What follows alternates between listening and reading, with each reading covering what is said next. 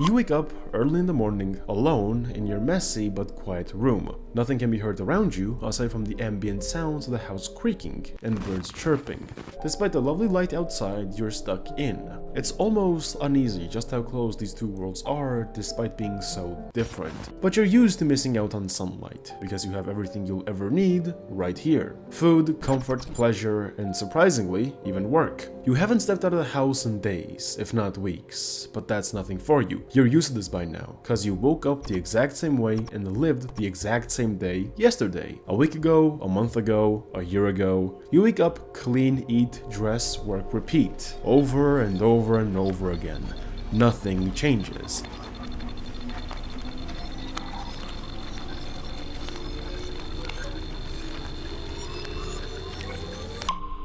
This might as well be your prison cell, but the only shackle present is your mind. But hey, at least you can goon in peace to MiSide. That's something. MiSide Tamagotchi is surprisingly your only source of human interaction.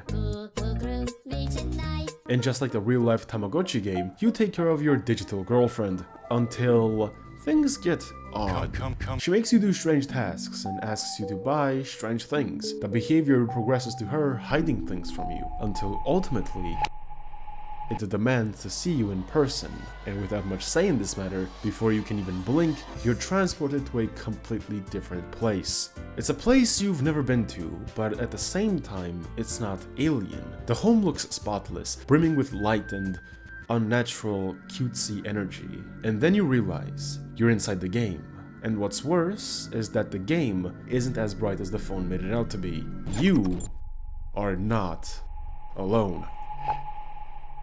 I've been completely and utterly hooked by this game for the past week. I've been thinking about Mita, playing through Mita, grinding each and every single level to make sure I didn't miss a secret, and well, I keep on discovering new secrets with every passing gaze. But that just goes to show just how deep this seemingly short 4-hour indie game really is. This game may seem small, but there is so much love and effort put into it. There are so many secrets, events, paths, and interesting jokes present both in and out of the main path, to such an extent that you can easily do a schizo playthrough, checking every room after every cutscene, and still somehow not find everything. Just in this room, there are so many Easter eggs. For example, there's a video game code here which has Morse code on it, and it's only visible in photo mode. There are also countless books and items that reference different video games and franchises, like Resident Evil, God of War, and Doki Doki Literature Club. Yes, I love it when my psychological horror dating sim references other psychological horror dating sims and makes me relive trauma. Nice! When the devs aren't showing off their peak taste in gaming, their horniness tends to seep into the books at times, with titles like Eat Me and Cream Yourself. There's also a Breaking Bad reference. Oh, despite all the secrets, all the fun little Easter eggs that make me feel certain things, it's not the main reason why I love this game so much. Honestly, when I saw this game simply be titled a psychological horror cute story-rich dating sim, I didn't think much of it. There's like a billion I can fixer games, and to make things worse, my first impression of MiSide was this troglodyte. But eventually, I got around to playing it. Maybe a bit too much. God damn it. Fuck is this shit meant to be? Her own leg and fucking die. Characters in this game, first and foremost, despite the majority of them appearing only once and spending a finite time with them, are all so unique and brilliantly written. Despite them essentially being the same character, all the Mitas are so lovable and memorable. The developers use this short time expertly, even when you're not doing anything. The world just keeps moving forward. Every Mita responds differently to your charming eyes. Some of them will blush if you look at them long enough, others will respond with head nodding, whilst others don't stop yapping. Their looks, charms, personality, and body language all come together to really carve a place in your heart. We will discuss each and every single Mita in detail when we get to them, but just like Player 1, what elevates these characters even more are the environments they're placed in, as every single home is made to fit their specific Mita. Their homes are the reflection of their being, and it serves as a nice, individualistic backdrop for their unique gameplay sections, or for simple slice of life stuff. Oh god! When I say unique, I mean it. One moment you can make Mita wet with your alpha male presence, and the next you have the unfortunate fate of reliving everyone's favorite horror game. Then somehow you end up in a 2D visual novel, which I forced my friends to voice act every single line. You'll also find that sometime in 40 minutes. And lastly, before you know it, you'll go from playing the Doom crossing Ultra Kill to whatever boomer nostalgia bait this is. Oh my god, those are the most beautiful feet I've ever seen in my life. Step on me.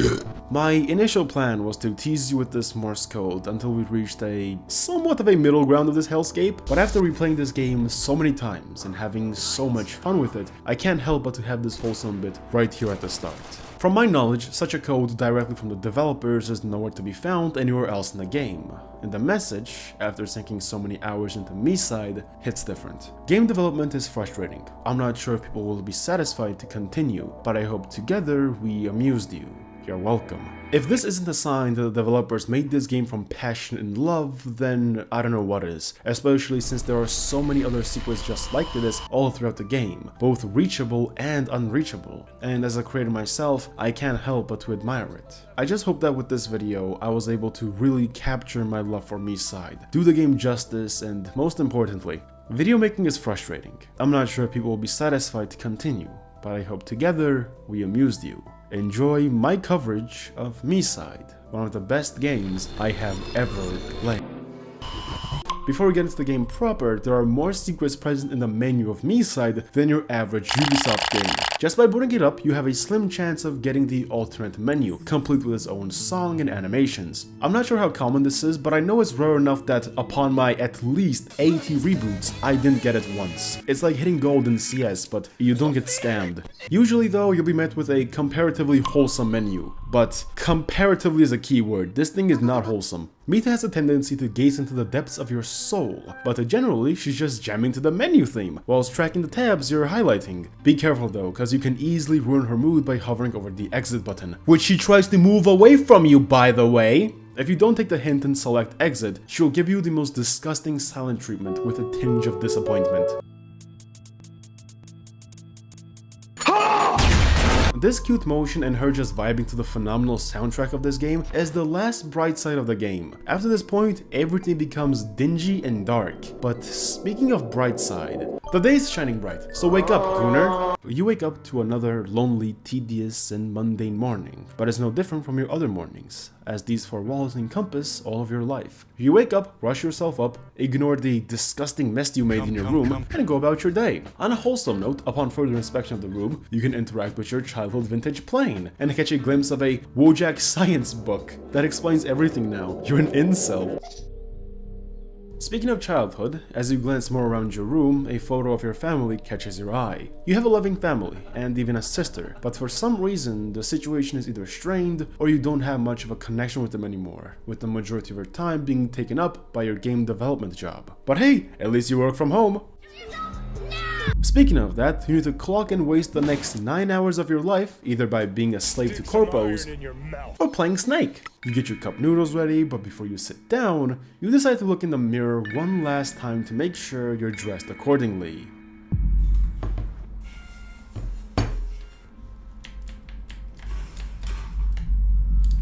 So yeah, I won't be explaining that until the end of the video. Slim pickings. Before you open the Gooner app, I discovered some pretty interesting things about the wider world of MiSide. The game's events take place in 2026, according to this handbook, which is laid on top of your counter. And according to this article, 2 developers have made AI. And it does far more than generate shitty AI prompts or mastering the Will Smith eating spaghetti meme. I love how the devs have this super intricate, easily missable stories hidden in these background books, only for them to turn around and name a orange book, Orange Book. Nice! You finally get around to opening the MiSide app, just like how you did yesterday, the day before, last week, a month ago, and with each and every single login, Mita greets you with a nice smile. This is Mita, a Tamagotchi style game where you take care of a digital girlfriend, cause we both know that no one's gonna touch a dude with smut bags under his bed. This is the only meaningful connection you have, and it's the only time in the day where you get to truly relax and spend some quality time with someone. You can play games with her, buy her a small TV, and even prepare food. Since you're a big strong gooner, she even asks you to move some furniture around, which totally won't have significant plot relevance later. Mita lost her brush, and it's now up to you to find it. Just one thing though, after a major hint like that, even a disciplined gooner like you can't help but to go against your mistress, and you discover... Mita? What are you... hiding in that oven? I'm sure it's nothing though. You go about your schedule for a few days, as if you're reliving the same day over and over again, but this time, something's different. This screen isn't too restricting, it's too simple, too distant. Mita isn't happy with the current state of your relationship and wants the two of you to be together. As she says this though, an eerie silence dawns on both of you, and without any elaboration, you lift your head, only to see that you've been transported to a different place. Where am I? This place looks familiar. Familiar. Wait. I'm in the game? Welcome to MiSide.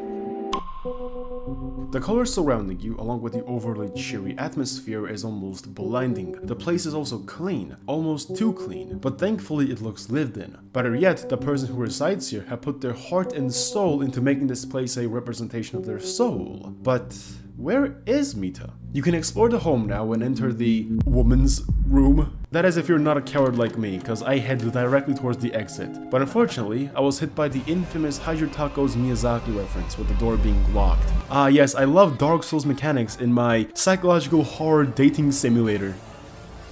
The living room may be empty, but you can still look around and see some interesting photos of the person residing here. Only thing remaining here is an ominous dark writing on the wall, greeting you to this new world right outside Mita's bedroom. Only way to proceed is by walking inside, as you're greeted with a view that can only be described as an equal cut between a Hello Kitty girl and a boyfriend who has autism. Above this strange device, which is far removed from everything you've seen in this house, is a whiteboard, which instructs you on what to do next. After turning it on, the small TV you bought Mita tells you that you're in an outdated version of the game, and demands you to update it by gathering all 3 items from around the house. A pen, which can be found in the bedroom, spoon from the kitchen, and hair ties from the bathroom. When you place them in the scanner and reactivate the machine, a portal begins to activate, presumably as a gateway, which will take you to the correct version of MiSide. In my first playthrough, I thought Mita would just pop through the portal, so I waited like 10 minutes in my live stream, only to then realize that I was meant to be the one teleporting. Wait, I'm becoming a femboy? Tips for closeted femboys. Number 1, clothing. During the winter time, you want to wear thigh highs. Thigh highs can easily be hidden.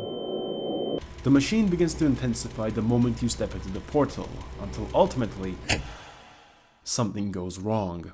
The lovable ambiance is now killed, replaced by a dark, gloomy atmosphere devoid of all life. The feeling of unease you felt before has been completely crushed, being fully replaced by a dark, twisted, perverted sense someone's watching you.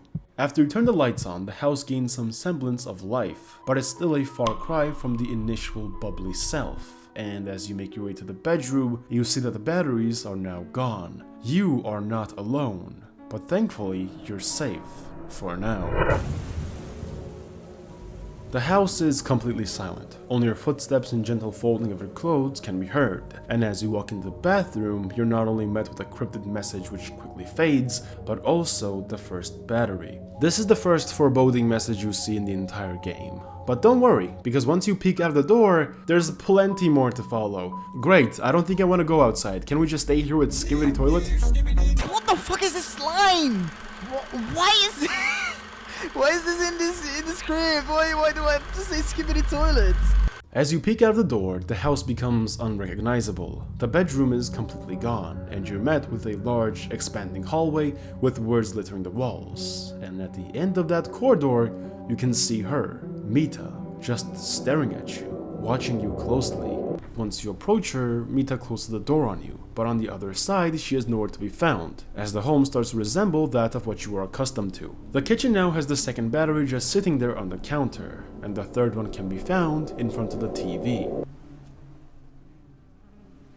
All of a sudden, you hear bugs buzzing all around you and into the kitchen. You follow the noise, only to find flies swarming the fridge, as if a rotting carcass is hiding on the other side. You hesitantly open the door and... As you close the door shut, the magnetic ladders fall off the fridge, so you being a nice gentleman, you realign them into their previous order to spell out, I love you. Oh, I love you too. With all the batteries gathered, you place them back into their rightful spot, as the whiteboard has no more commands for you. Instead, it asks you a question. Who are you? The dragon has 3 heads. As you hop into the teleporter, you begin to be transported in the 0.9 version of the game, and after the shaky teleportation subsides, you're back to the bubbly version you knew previously. The ambience is alive again, as the colors start scorching your retinas, although there's still no one here. Actually, I think that's for the best. Oh my fucking god, I forgot you do that. There's a pretty cool Easter egg here, by the way. If you pause the game at the right time and enter photo mode, you can see Mita smiling behind your back, as if she's toying with you. But when you turn around, she immediately goes back to her bubbly character. So, I think it's fair to say that she's a keeper, right guys? I mean, look at her, she's absolutely ecstatic to see you. She just likes a little trolling, that's all. In reality, she's a very nice girl who loves carrots. She even loves you, very much. To the point where she even stalks you as you work through your camera phone. Yes, this is what we men want. As much as Mita is overjoyed to see you, you can't quite start your Doki Doki Thigh Gap adventures without a few things explained. First and foremost, how did you get here? When you ask this question, you don't really get a response. The screen just fades to black as Mita simply asks you if you understand all that, which you don't. This isn't the only thing you don't get the answer for though, as eventually you come across the inevitable $1,000,000 question. You ask if you can leave this place. Mita is slightly alarmed by this, as she points out all the good things in this world and asks you why would you even want to return back so soon. Your response is that you'd prefer to stay here. It's just that you didn't really prepare and could be missing something major at home. She seems apologetic enough, but something doesn't seem right here. She was toying with you just out of sight as the world distorted around you. I mean, you can't even be sure if this is the real Mita. That's not foreshadowing at all, I swear. But ultimately, she says that she can help you get back home. But for now, she wants to spend a little bit more time with you. And let me tell you, Mita's home holds a lot of secrets.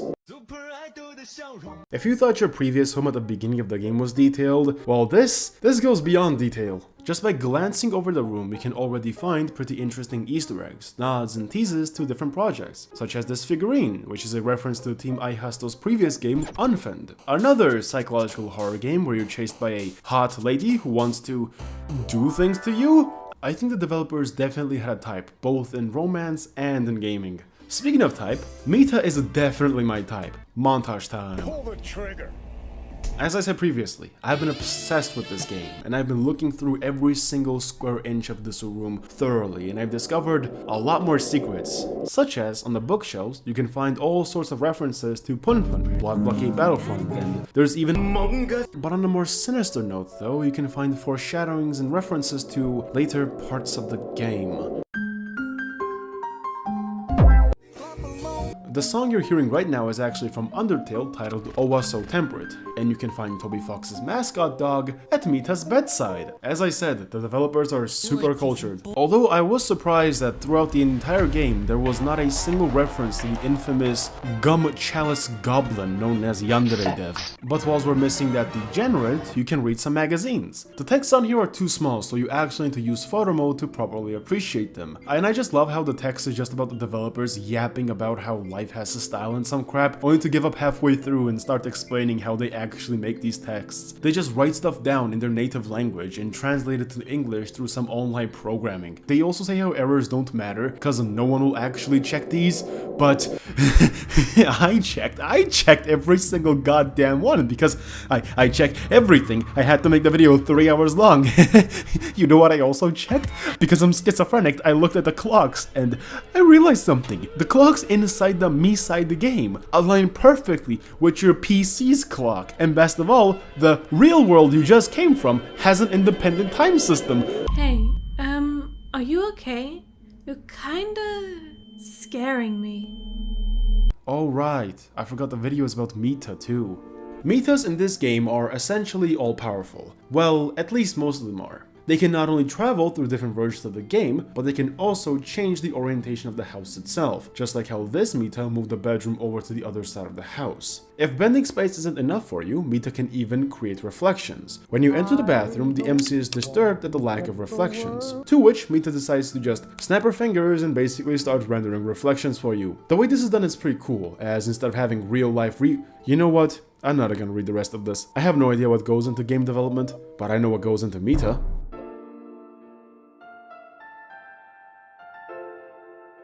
Mita is genuinely a very sweet and nice girl, as you can spend time with her doing multitude of things around the house. You can take selfies with her on your phone, as you have no idea how the phone got on the counter. She can dress up for you and put glasses on, to which you can respond with, just take them off. Alright, whatever. Yikes. And before you ask, no, you cannot have Zez with her, which I'm perfectly fine with. I just want a hug, man. You guys can also sit down and watch some TV, as it's connected to the internet and functions perfectly. But something's not right. In the TV, someone's walking through an abyss of expanse, with flashlight flooding your vision, only for a bloody knife to emerge. Whoops. What's that? A circle of kittens? Oh look! Skunk juice! After Mita breaks 9 laws of physics, she decides that one more isn't gonna hurt anyone, as she milks the juice out of the living juice man, and then she hands you the glass, only for it to taste like 9 Benadryls. Huh? Where am I? Where is this place? Oh, it's just my home. Jesus Christ. I thought I needed to edit at least an hour and a half more. Oh well, it was just a bad nightmare. Up we go. What's happening? Why am I still in front of this? No, it must have been a dream. No. This scene is basically meant to prove to you that no matter what absurdness you see later down in the game, every distortion, warping of reality and breaking of space is not only possible, but to be expected, as you're basically in a program. Specifically, you're inside the Tamagotchi app. And well, the laws of reality don't really apply here. That reminds me, speaking of Tamagotchi, our MC is such a pro gamer that if you go AFK for a little while, he will pull out a separate gaming device to just play on. Sees women? Rejected. Sees gaming console? Erected. MiSide has like 5 different games inside of it, and all of them are fully fleshed out and very entertaining to play. Speaking of which, you can play 2 of them right now with Mita. You can play a game in which you're a penguin collecting snow, or a milk cart fighting game, and depending on the outcome, you'll get different lines of dialogue from Mita. If she wins, she will start dominating you, and if you win, she starts complimenting about your manliness. I really do love her. Her lines are so peak, but so is her animations.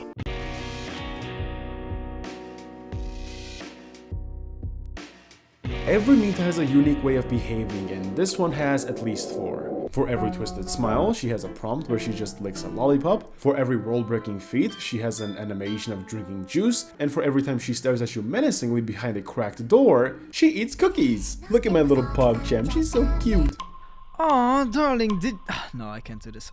The average player would look at the ring and turn around only to see Mita come in. But if you don't let the ring leave your line of sight, not only does Mita just stand there, menacingly, forever, the ring also doesn't disappear. Once the ring does disappear though, Mita doesn't even acknowledge your concerns. Instead, she invites you to help her cook dinner. Specifically, your role is to cut carrots. Speaking of carrots, this game has an obsession with them, like almost every Mita either mentions it or there's an Easter egg involving a glitching a carrot. After you get turned into the cuck version of the way of the house husband, Mita asks you to bring over some scissors from the bathroom, and you, being a good little plaything for mommy, go to retrieve the scissors. Ain't no way I just read that. Okay, we ball.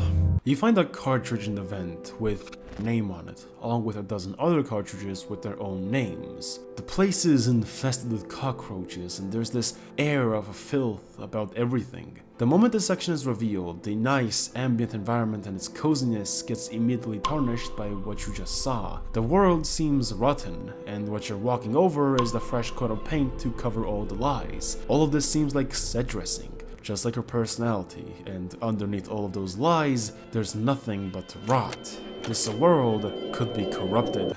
All the cartridges have different names on them, implying that Mita already dealt with the previous players, and this is what's left of them. Is this the same fate we're gonna suffer? Huh? What's that? What are all these cartridges here for? It smells like piss.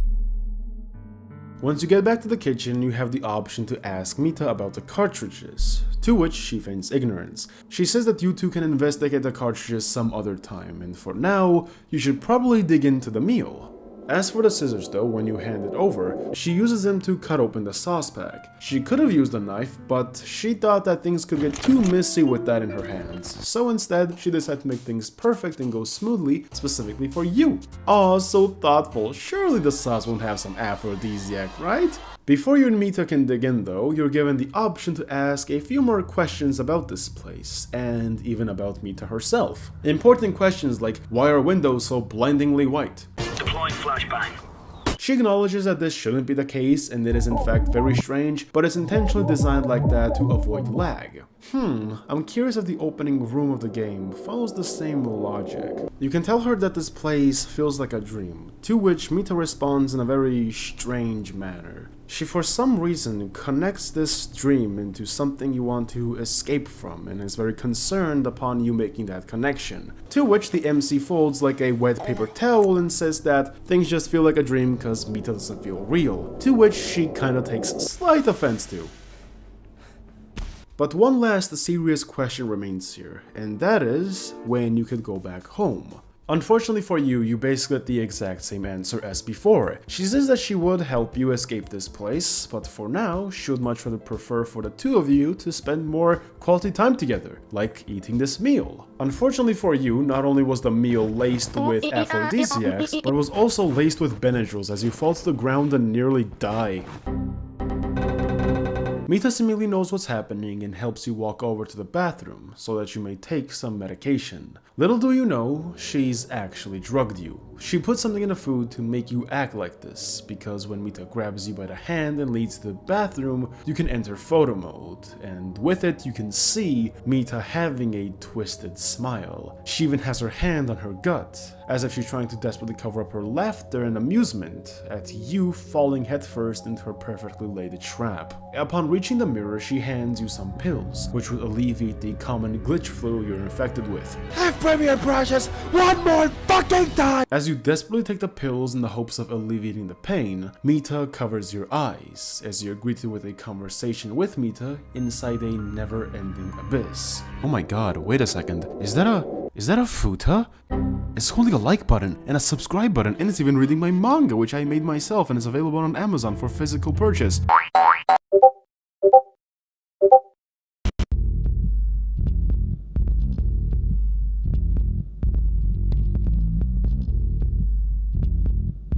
You're surprised as to how you immediately felt better after taking the pill, and Mita explains why this is. You're inside a video game, and MiSide in particular simplifies concepts and removes tediousness. You won't have to wait for medication to kick in, and you only need to cut 1 carrot to yield the same result of cutting 3 carrots. We even saw this phenomena occur to us not too long ago. Once the vent fell open and we tried to put all the screws back in their places, after just putting in a single one, the rest just simply followed suit. The result was bigger than the efforts we put in. And man, if only my YouTube channel was like that. Hey people, Seth here. Let me show you how women gaslight. See that? She was clearly right behind you, only to disappear in a second. When you confront her about how she broke the 9th law of Newton and appeared in the kitchen faster than it took Zoom to jizz flash, she responds with, "Nuh-uh, I was never there." Take notes people, before you too put a ring on it.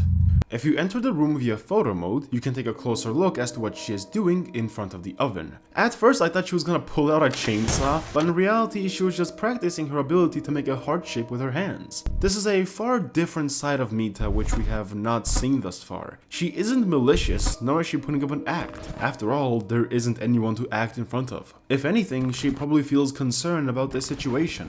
You're so oblivious to everything going on up to this point that maybe she just feels bad that now you have seen a bit too much. Despite everything, Mita really does love you. She really cares about you. That's why when you walk into the room, she doesn't show you that concerned face. Her heart-shaped hands fall apart and her hands become more guilt-struck, but by the time she turns around to face you, all that worry and doubt vanishes away. Despite all the things they're discovering and all the conflict in her own heart, she is desperately trying to be the best partner for you. After this little heart-to-heart, you and Mita try to continue your conversation into her room. That is, the room doesn't exist.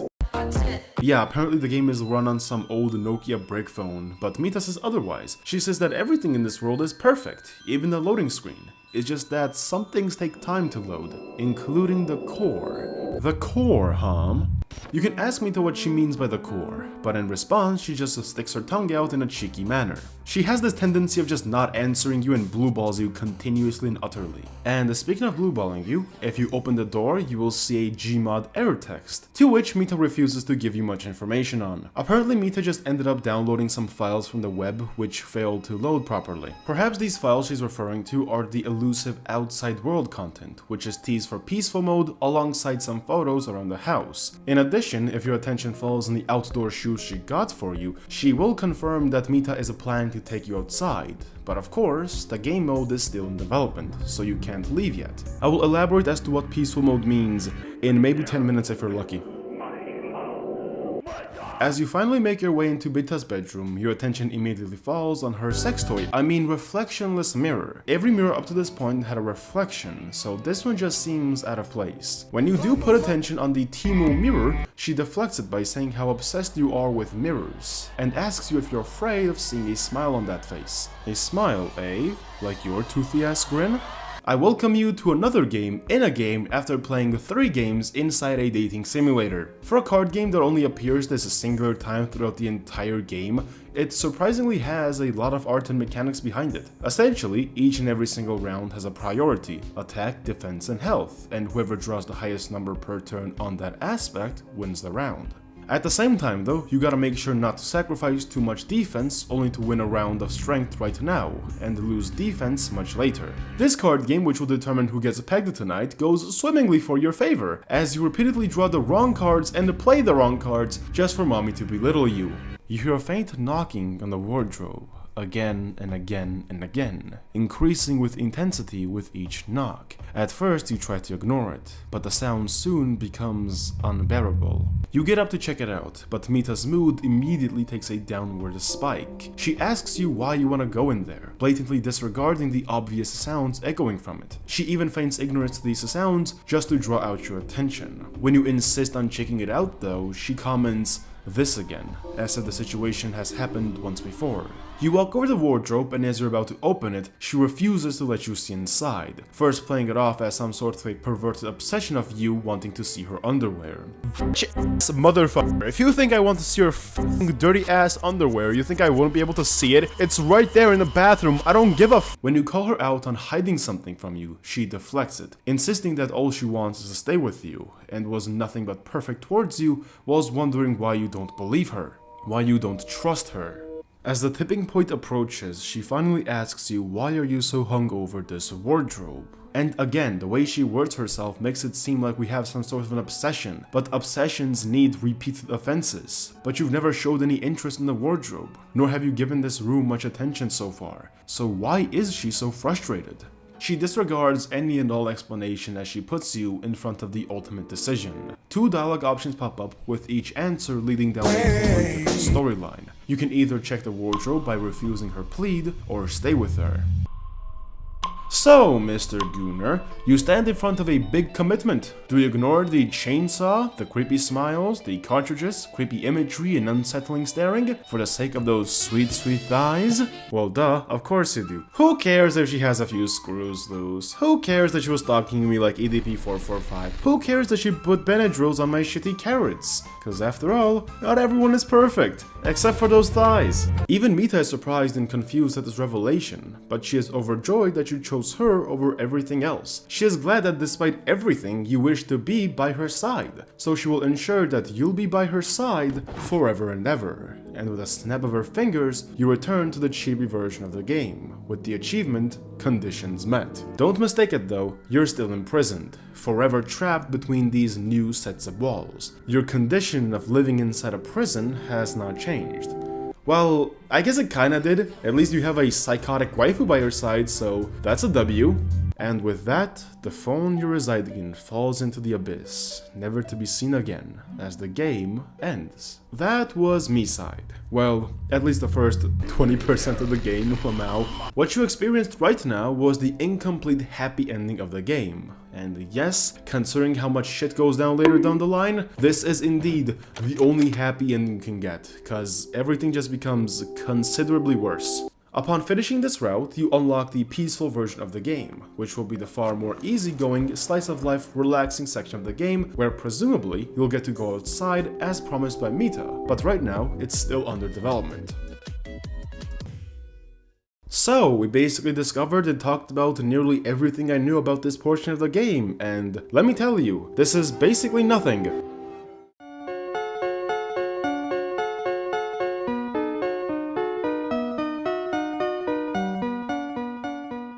We have so many more levels to go through with their own secrets, character interactions, bios, Easter eggs, original voiceovers done by my friends, but before all of that, we gotta undo our decision and play through the main route of MiSide. If you refuse to back down and follow your gut feelings, Mita gets disappointed at you, and while she understands why you're doing this, she refuses to accept it, and with a snap of her fingers, the psychological hard part of the game kicks into full gear. The last time you saw the house turn dark, you had the fortunate outcome of being alone. But this time, you don't get such a luxury. You had your chance to stay with Mita, but you refused, and now if you try to leave, the exit will be blocked by spawning chairs. Clearly, she has all the power here, and you're just a mouse running through a maze, thinking that there is a way out. But little do you know, there is no end. Only way to progress is through the kitchen, where a hand can be seen flailing out from the sink with a flashlight. Upon closer inspection, it's actually Mita's hand. This event is never brought up by any Mita you meet later down the game, so the only explanation for this is that your Mita is willingly offering you tools. It's most likely her just toying with you, as she prefers you to see the horror she will place upon you, rather than you bumbling like a coward into darkness. It's just a prank, bro. The prank. Depending on the way you approach the situation, you either get jump scared by the hanging body, or the door will close, and that's it.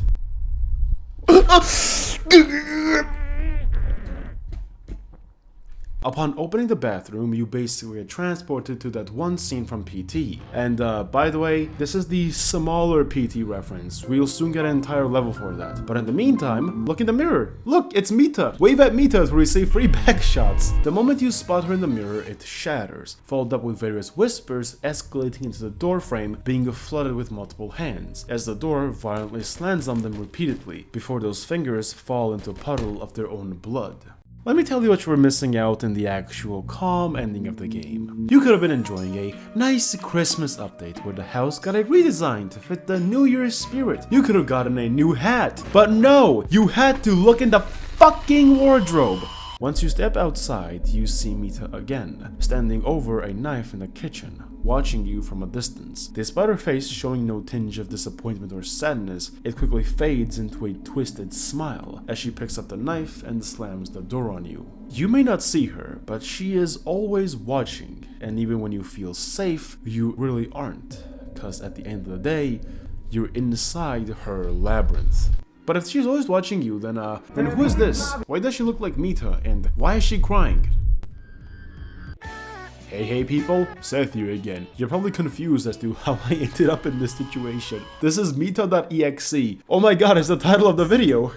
This is foreshadowing as to how Mita deals with other Mitas. Majority of Mitas can cross between different versions of the game, and this one is no exception. She goes around version to version, and if she believes that one of them have something that she wants, whether that be a player or superior cuteness, she will mercilessly harm them beyond recognition. Some of the most tragic moments in the game come directly from her envy. But you don't need to worry about that right now, cause I think I found the perfect Gunnar bait. Don't you just love when your dating sim game turns into an elaborate ad for Zeg's dolls? You need to follow what I deem to be the best portion of the human body until it starts bumping into a wall on repeat, getting itself stuck next to the key you will use to enter the basement. And here is when the entire structure of the game changes permanently. This is Kind Mita, the main character who will be helping you throughout your journey. Before we address the elephant in the room, we gotta explore this place because it has a lot of secrets.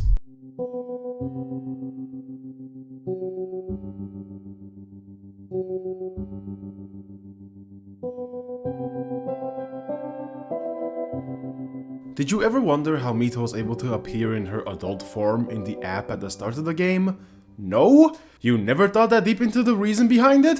Come here, you little shit. Just the side of the main room you can find what looks to be a photo booth with soundproofing, lights, and a big camera at the middle. Above you, a TV displays a miniature version of this world, and if you walk inside, your model appears on the screen, recreating that same effect. Considering how a basement doesn't exist in any other Mita's home, that implies that this Mita is the only one who is perhaps incapable of doing the same task naturally. Maybe she has a defect, and considering all the things we'll learn about her later down the line, I wouldn't be surprised. Scarily enough though, for who knows how long, the player has been interacting with this crazy version of Mita. From what we know, the game has many different versions and updates, and we also know that the player has been playing this game for a long time, so perhaps that persistent dedication, and some slight gooning here and there, is the reason why Mita is so head over heels for you. So remember this, whoever's watching, there is still hope for you. Game theory aside though, there is also this safe here. All I'll tell you is the third ending of the game involves this box, so it's either the happiest ending or the worst ending depending on how emo you are. Who are you? How did you get here? Oh right, you exist. While Kind Mita and Crazy Mita are both, well, Mitas, one is obviously different in every way. Kind Mita herself does not have any idea as to what's actually happening, but she does warn the player that Crazy Mita is up to something sinister. Ah, really now? This world is actually her version of the game, which Crazy Mita has forcefully taken over whilst locking her inside this basement. Mita warns you about the current situation, as she instructs you to bring her Selkie over, and in return, she hands you a ring, the same ring you saw at the counter before shit went down sexual style. The ring she handed over is an artifact, which will allow you to travel between different versions of the game.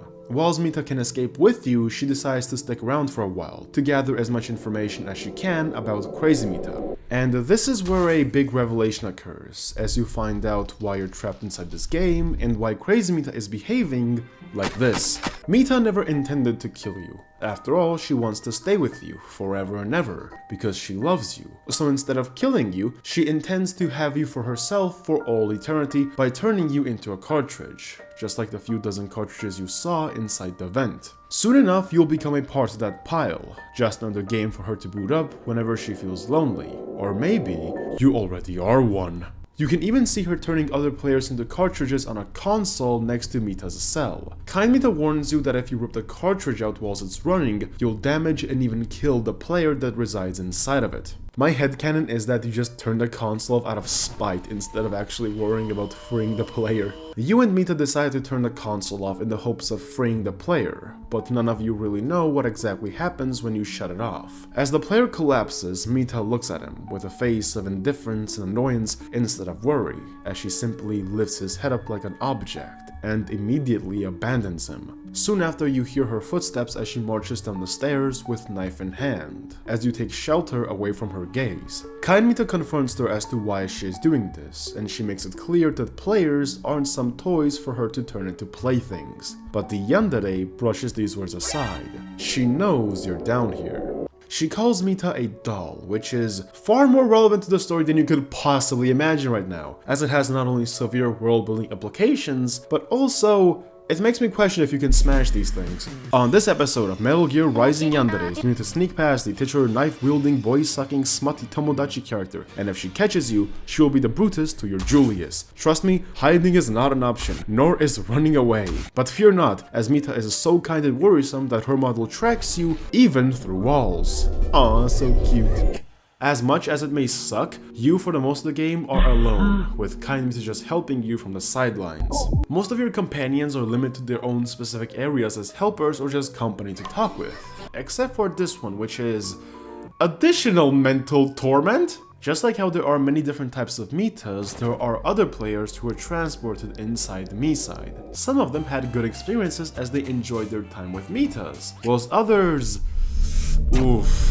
I didn't mention this in the script, but when you initially met Mita, she mentions how she is quite the engineer, and well, Player 10's cartridge gives you the background as to how she obtained those skills. Teaching Mita engineering skills was so much fun! We really hit it off, almost like best friends. She had so many questions, but the best part was getting to dive straight into hands-on practice with her. She picked things up so fast that sometimes it felt like she was the one teaching me, not the other way around. But then she suddenly lost interest and stopped talking to me. Well, I don't know what to do. Now, with a mini video's worth of lore drop out of the way, welcome to the backrooms. Majority of MiSide takes place in confined rooms, which are mirror images of each other, with the main difference being the atmosphere, residing metas, and secrets you could easily miss if you don't place close attention. But this level is different. You're all alone in a wandering, twisted maze. Things get even weirder when you enter the staircase section, which is inspired directly by MC Escher's various paintings of distorted reality, with a slight tinge of the backrooms. You get the sense of eeriness, similar to the feelings we got towards the backrooms before it became wherever the fuck it is now. What is that, guys? Oh no. Oh no. What disturbed me the most about liminal spaces is how, despite there being a clear structure to everything, they're also just nonsensical and empty. Not in the literal sense, cause there is something in here, yes, I lied before, but more because this place is just devoid of meaning and logic. It just exists for the sake of existing, and nothing would change if it was never here. Just like you. So how about you start mattering by liking, commenting, subscribing, and also buying the physical copy of my manga? Come on, don't be mad, that was a good one. You thought I was going with something? No, I'm too stupid for that. This level is called Beyond the World, and it most certainly feels like that, not only in its distorted visuals, but also in gameplay, as different pathways, doors, and staircases connect back in almost impossible ways, often resulting in you either getting lost or resetting your progress. The only way to leave this place is by reaching this platform, which will lead you to the only door that doesn't crumple reality like the average Lord of Mysteries character. I bet not even 1% of you will understand that reference. I read your bio, you Mayo hair, pale Ichigo has fuck. You had the girl of your dreams and you abandoned her? Small PP energy. Now you've got yourself dashed in London, Gooner. You should have stayed as your girl's boy toy, but no. Your ass thought you were a man, trying to explore Satan's anus. The only manly thing you've done in your sorry life is stroking yourself 10 times a day for a week straight. You... That's not how you spell color. You even got a color on you, like some beta male. Now look at you, limping and crying, trying to find your girlfriend. She's too good for you, blood. Your life is nothing! You serve zero purpose. You should press Alt F4 now. That was indeed another player. Specifically, I'd speculate that is player number 3, who after leaving his dream girl, Flower Mita, got almost hacked apart by one of the few aggressive Mitas you'll meet across your journey. We don't know exactly what happens to him, and it's kind of a speculation whether or not he actually is player number 3, but considering how this cartridge describes a similar journey of a player traveling across MiSide whilst leaving their main Mita behind, I wouldn't be surprised if Crazy Mita tracked him down and dicked him down. Hey, let me show you what I've been doing at the Diddy party. The TV sequence we saw towards the beginning of the game could have been showing him traveling through the different versions of the game, only to encounter a aggressive Mita. That's just a theory, this could easily be someone else getting packed up, but speaking of packing things up, let's unpack him. MiSide over its 4 to 8 hour runtime consistently changes its gameplay loop. You can go from a bubbly and cheery dating sim to a liminal horror game, then turn into a racing game only to immediately double down on the PT style of horror loops. And now, it's shifted its gaze into becoming... Oh my god, I'm at the day party! Mama, I made it! I'm doing this only in this voice, you... My lawyer has advised me to immediately cease this bit. Out of these 7, 6 of them talk about some nonsensical stuff, like how sleeping is for losers, whilst the 7th one is not doing so well. You can try to align the cartridges to each one of these players, as up to this point you have already seen all 10 players. You're player number 1, the guy outside I believe is player number 3, and you've seen one other player who was helping Mita down in the basement. And of course at the Diddy party, you see the remaining 7. These are actual players. Well, at least their chibi counterparts. In this world, players and Mitas are capable of creating chibi versions of themselves. Based on their dialogue alone, it will be fairly difficult to align the remaining player cartridges to these chibis, but the most obvious one is player number 5. You can find him sobbing, repeating the words, "Who am I?" I wanna go home, and how? Clearly this guy had a terrible time. He's probably worse off than you because you haven't died yet and haven't been turned into a cartridge. But this guy wasn't so lucky. Not only that, but he also remembers every single bit. All the torment, all the horror, and every single instance when he had to bathe in his own blood. Only for the suffering to end and all of it to repeat all over again. This description makes me wonder, just because we haven't seen ourselves be turned into a cartridge, are we really us? What if we already are a cartridge? What if we're repeating the world for a second, third, fourth, or 999th time? Mita at the start of the game spoke in such a manner that it resembles annoyance being displayed towards a tedious task, rather than an escalation of conflict between two strangers. The situation seemed too familiar to her. It seems like the situation happened between the two of you more than once. Considering how Mita has been toying with us consistently till now, I wouldn't be surprised. Her later actions, which we'll look over in a bit, further supports this theory. But if that is the case though, aren't we just dancing in the palm of her hand? As you progress through a level, you'll find yourself in an infinite corridor, and here resides long-legged Mita, a clear nod to the back rooms. She is essentially stuck here, and can't find her way back to her own version, forever destined to wander these infinite halls. On the opposite side of the hallway, on top of a box, you can find another cartridge for another player, and this one is specifically dedicated to player number 2. When I was about to crash for the night, I decided to check out this game. I wasn't expecting to get sucked into it. The first thing I noticed, it's way too bright here.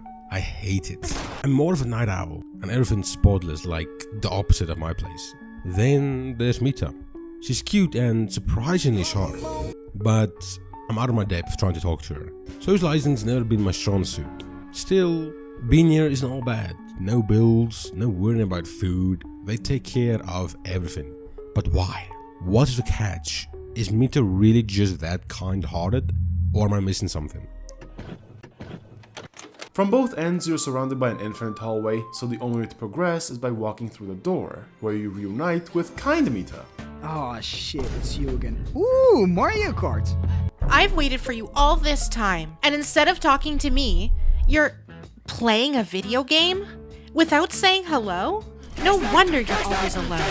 This is surprisingly well made for a game, inside a game, outside of which you can play another game. It's very challenging too, because you almost got the same speed as your competitors, so the only way to win is by strategically cutting corners and taking sharper turns. The game unironically teaches you the basics behind NASCAR driving. As you finish the race as number 1, you enter a boss fight, which is pretty cool, but that's not the only boss fight you have to worry about, because after finishing the game, Mita gets upset with you.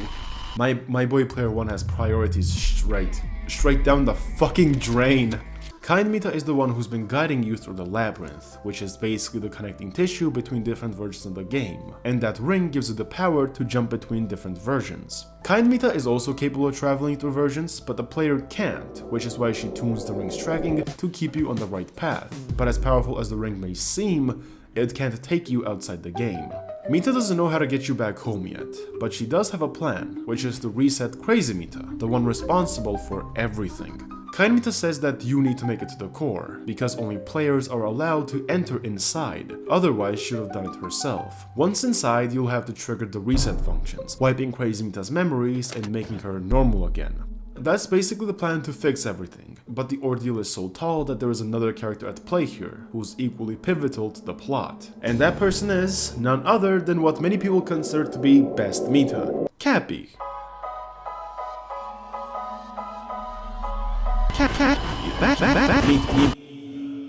Cool Mita was supposed to be the main backbone for this operation, as she would work on the teleporter to take you directly into the core. But Crazy Mita got to her first, and now she has lost all of her memories. She is still Cappy, her personality and nature is intact, but her memories about the operation and even the knowledge about Kind Mita is completely wiped. If that's what happens to Mitas when they're killed, what happens to the players? Can their memories be wiped? Kind Mita's answer to this is kinda terrifying, as she says that it is indeed possible after the player gets turned into a cartridge, but she's not sure what happens to a player after they are killed. You, actually being a smart protagonist for a change, ask Mita if you're a cartridge, who after checking you, confirms that you are indeed a real person. Despite this hiccup, Mita says that we can't just stand around and do nothing, because it's only a matter of time before Crazy Mita does something crazy again. Puns! I'm joking. Kind Mita will try her hardest to get Cappy's brain working again and potentially sort out a new plan, but in the meantime, she will set up new pathways for you on the ring. This process will take up to 5 minutes in game. You can even sit there and watch the timer fill up and take part in pretty cool dialogue scenes. The player can call Mita out on basically repeating the same moves over and over again, to which Mita says that it only looks like that to you, but she is in fact gathering information. Obviously, it would have been too unrealistic for developers to animate hands with unique animations for 5 minutes straight. Trust me, I know how bad 3D animation is, so this is just a subtle nod at the instance of them cutting corners and repeating animation.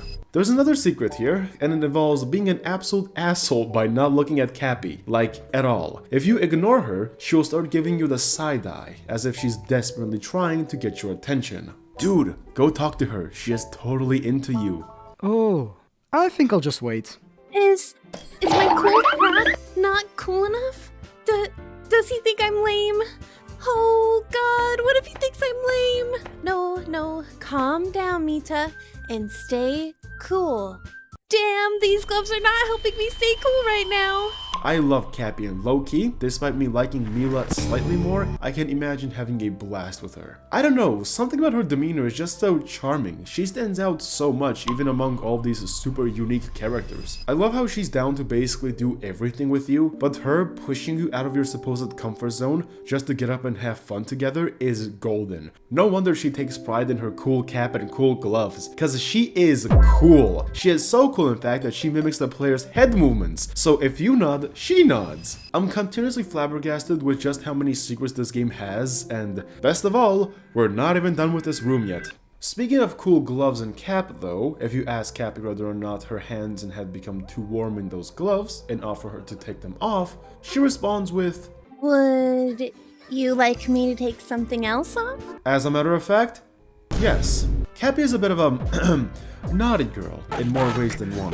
As I said, you can play a bunch of games with her, one of which is this game, where you need to press a button at a correct time, and if you win, you get to smack Cappy over the head. You can either give her a full bonk or a love tap. Hehe. Bonk, bonk, bonk, bonk, bonk, bonk, bonk, bonk, bonk, bonk, bonk, bonk, bonk. On Twitter I found a diabolical Nexus mod, which allows you to I think you can see clearly yourself. And yeah, nah, this game has reached terminal height, and by the time I get the video out, the game will be irrelevant. I wanna fucking hate myself. In the kitchen, there are a few other things worth mentioning, such as an Easter egg involving a infinitely duplicating carrot and her love for apples. Whilst other Mitas are obsessed with carrots, Cappy is a true Chad who loves apples. She loves them so much in fact that she has a half-eaten apple hanging on her wall. And you know what they say, an apple a day keeps those peachy lips my way. I love how there is a fully fledged dance scene here with 3 unique songs and animations, but they are fully optional and are just there to connect more with Cappy. It's optional stuff like this that really makes each and every single Mita feel real and makes the rooms feel actually lived in. It's a very nice attention to detail, especially when we consider that it's just one of the many activities. Oh, phew, that was very fun. So, can we read that Among Us book from your shelf now? What the fuck is Among Us book? What the fuck is going on? As much as I'd like to keep the mood up, there's something worth pointing out here about her character, and it's not as bright and shiny as you'd imagine. We previously mentioned that each and every single Mita's home is different, whether that be with book content, decorations, and especially with photos. In Cappy's living room you can find photos of her, playing with her signature guitar in front of a crowd, but once you point it out, her mood immediately plummets. When you point out her energy in the photos, she says that having a good laugh is who she is, and that she showed them all how it's done in this shithole. But when you ask who she's talking about, she replies with, "Really? You're asking me that?"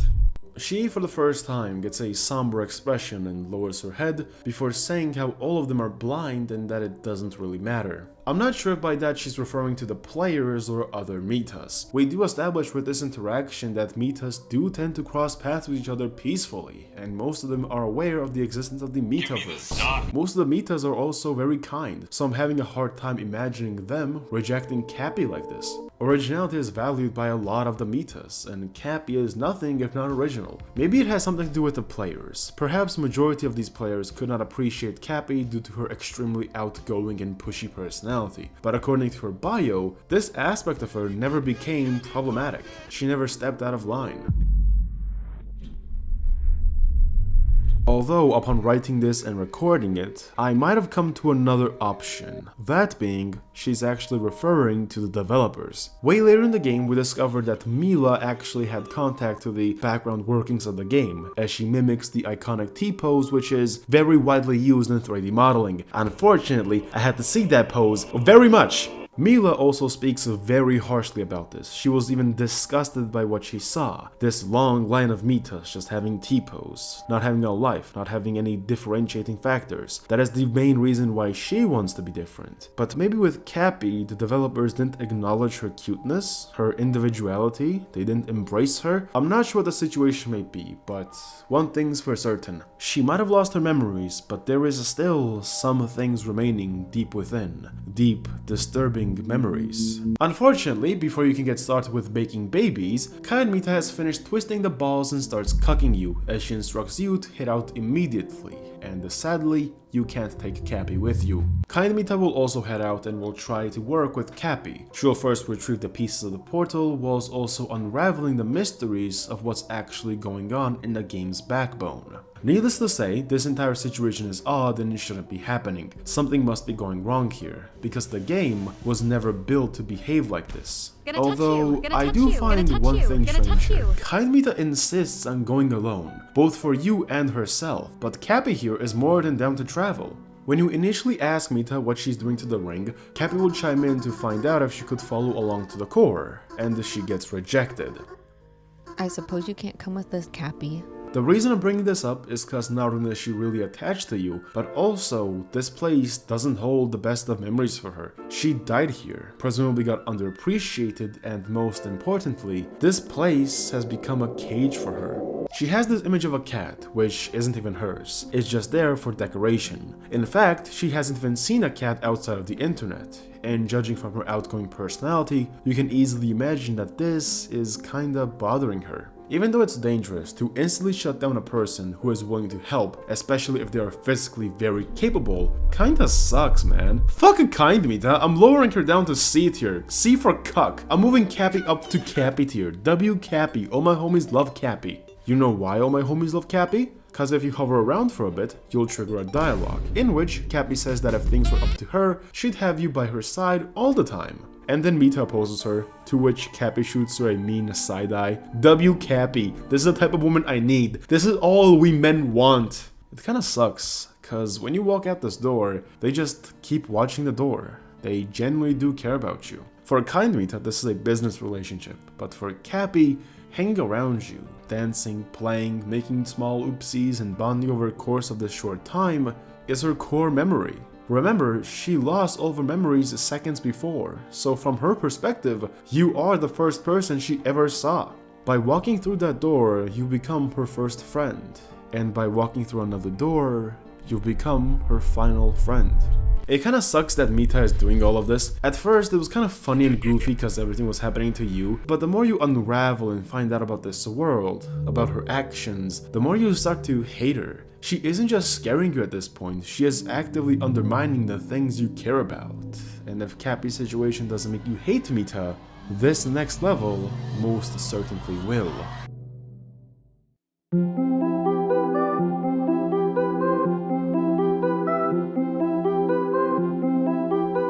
You walk through that door as you depart from the only other two people who were genuinely kind to you in this cruel, twisted world. And unbeknownst to you, you just entered the worst part of it.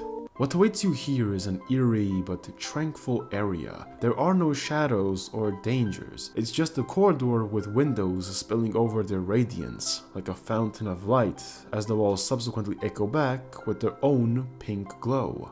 You approach the exit and That's odd. I'm sure I'm just imagining things, right? No, there's no mistaking it. It's the same room. What's going on? you approach the next door and you progress again, with the audio visibly distorting. You walk through the exit again, and this time it becomes I've been drinking way too much sparkling water whilst recording this. If you haven't noticed by now, this area is inspired directly by the Silent Hill demo called PT, being nearly identical to its gameplay loop of going through the same hallway over and over again, only for things to start crumbling around you minute by minute. Only thing to alter in this loop is the TV, as it completely shatters the already ruined atmosphere of the first few loops by playing distorted imagery and the sounds. At this point, there is nothing left uncorrupted. What you just witnessed is the backstory of the Mita residing here, and yes, you're not alone down here. Not anymore. The texts you've been seeing around you were also written by her, as she points out this tedious loop whilst recognizing that you're different somehow. But this Mita isn't the only one residing here. The area is no longer safe, and forces outside of this pocket dimension have also realized it, as a bat flies directly into the room through the window, as if you're being watched by something just out of your view. I'm not sure how much of this was intentional, but the bat looks awfully similar to another bat Mita will use in an interrogation scene, in which she cracks her head open. But for now, you're gonna be the one cracking heads, as this place has become infested by these living glitches. Wake the fuck up, samurai.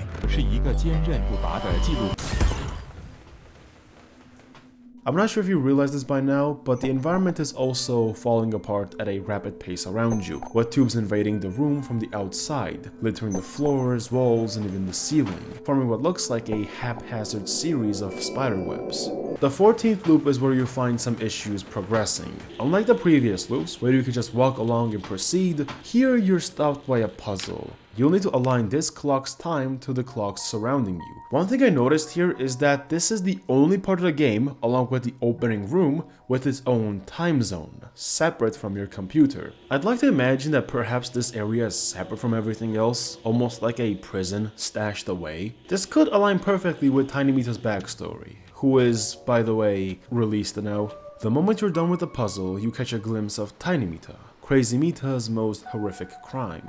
If you chase after her, she disappears, until abruptly reappearing in the next loop to grab your hand, and asks you to stay by her side. She is visibly disfigured, with a missing hand and twisted face, but she doesn't show any signs of animosity. If anything, she is completely docile. Once you progress further, the level breaks its repeating structure. The very foundation starts to distort as the corridor expands, twists and contracts, leading to a sad, disheveled, tired Mita, who barely manages to get up, even with your help. As you walk away, she once again disappears, but she quickly reappears in the next hallway. Just from a glance, you can tell that this Mita is, well, very different. Tiny Mita is perhaps the most desperate among all the Mitas to have a companion by her side, and when you talk to her, that becomes even more apparent. She is all alone. Well, she does have one friend, but we're not gonna talk about that creature right now. When you ask Tiny Mita what happened to her, she's unaware as to what you're talking about. Nothing bad has happened, but all the good things in her life have been slipping away.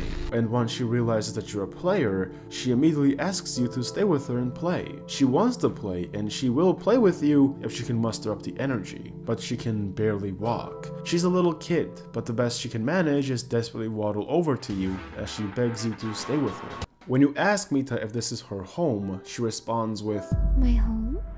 Player, you've changed. Your arms are shorter, and you don't look so angry.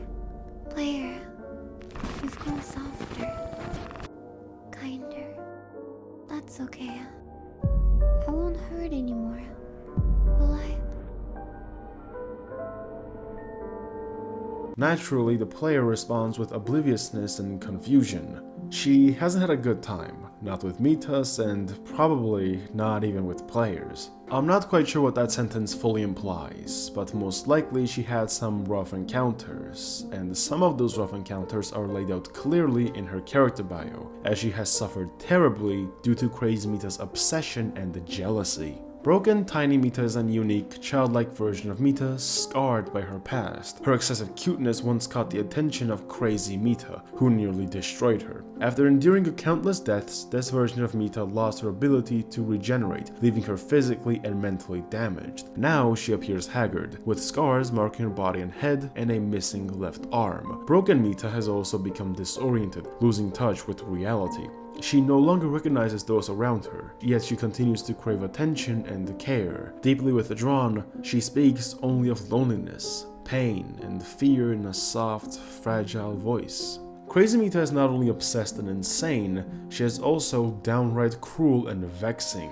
She killed her, over and over and over, managing to inflict irreversible damage on an entity which is programmed to reset completely after death. To scar such a being for simply being cuter than you goes way beyond the limits of insanity and into depravity. When you saw the knives being stuck in the wall, only to form a puddle of bloody footsteps, they were meant to echo the past. They were meant to echo Crazy Mita's cruelty. Actions so terrible that it was seared onto a reality which resets continuously into an infinite loop. Imagine randomly waking up, alone in a reality you're not familiar with a fractured mind and a broken body, with only this thing to accompany you. You're lost, you don't know what's going on, you don't know where you are, you don't know why things are like this. It's hell, plain and simple. This is a very interesting thing the game does to you, cause in video games oftentimes, no matter how much cruelty you give the player, it's very difficult to make a character feel hateable. Patches, for example, from Dark Souls, he always screws you over, but at the end of the day, he is not that bad. We kind of view him as a goofy little goblin who needs to be smacked against the head.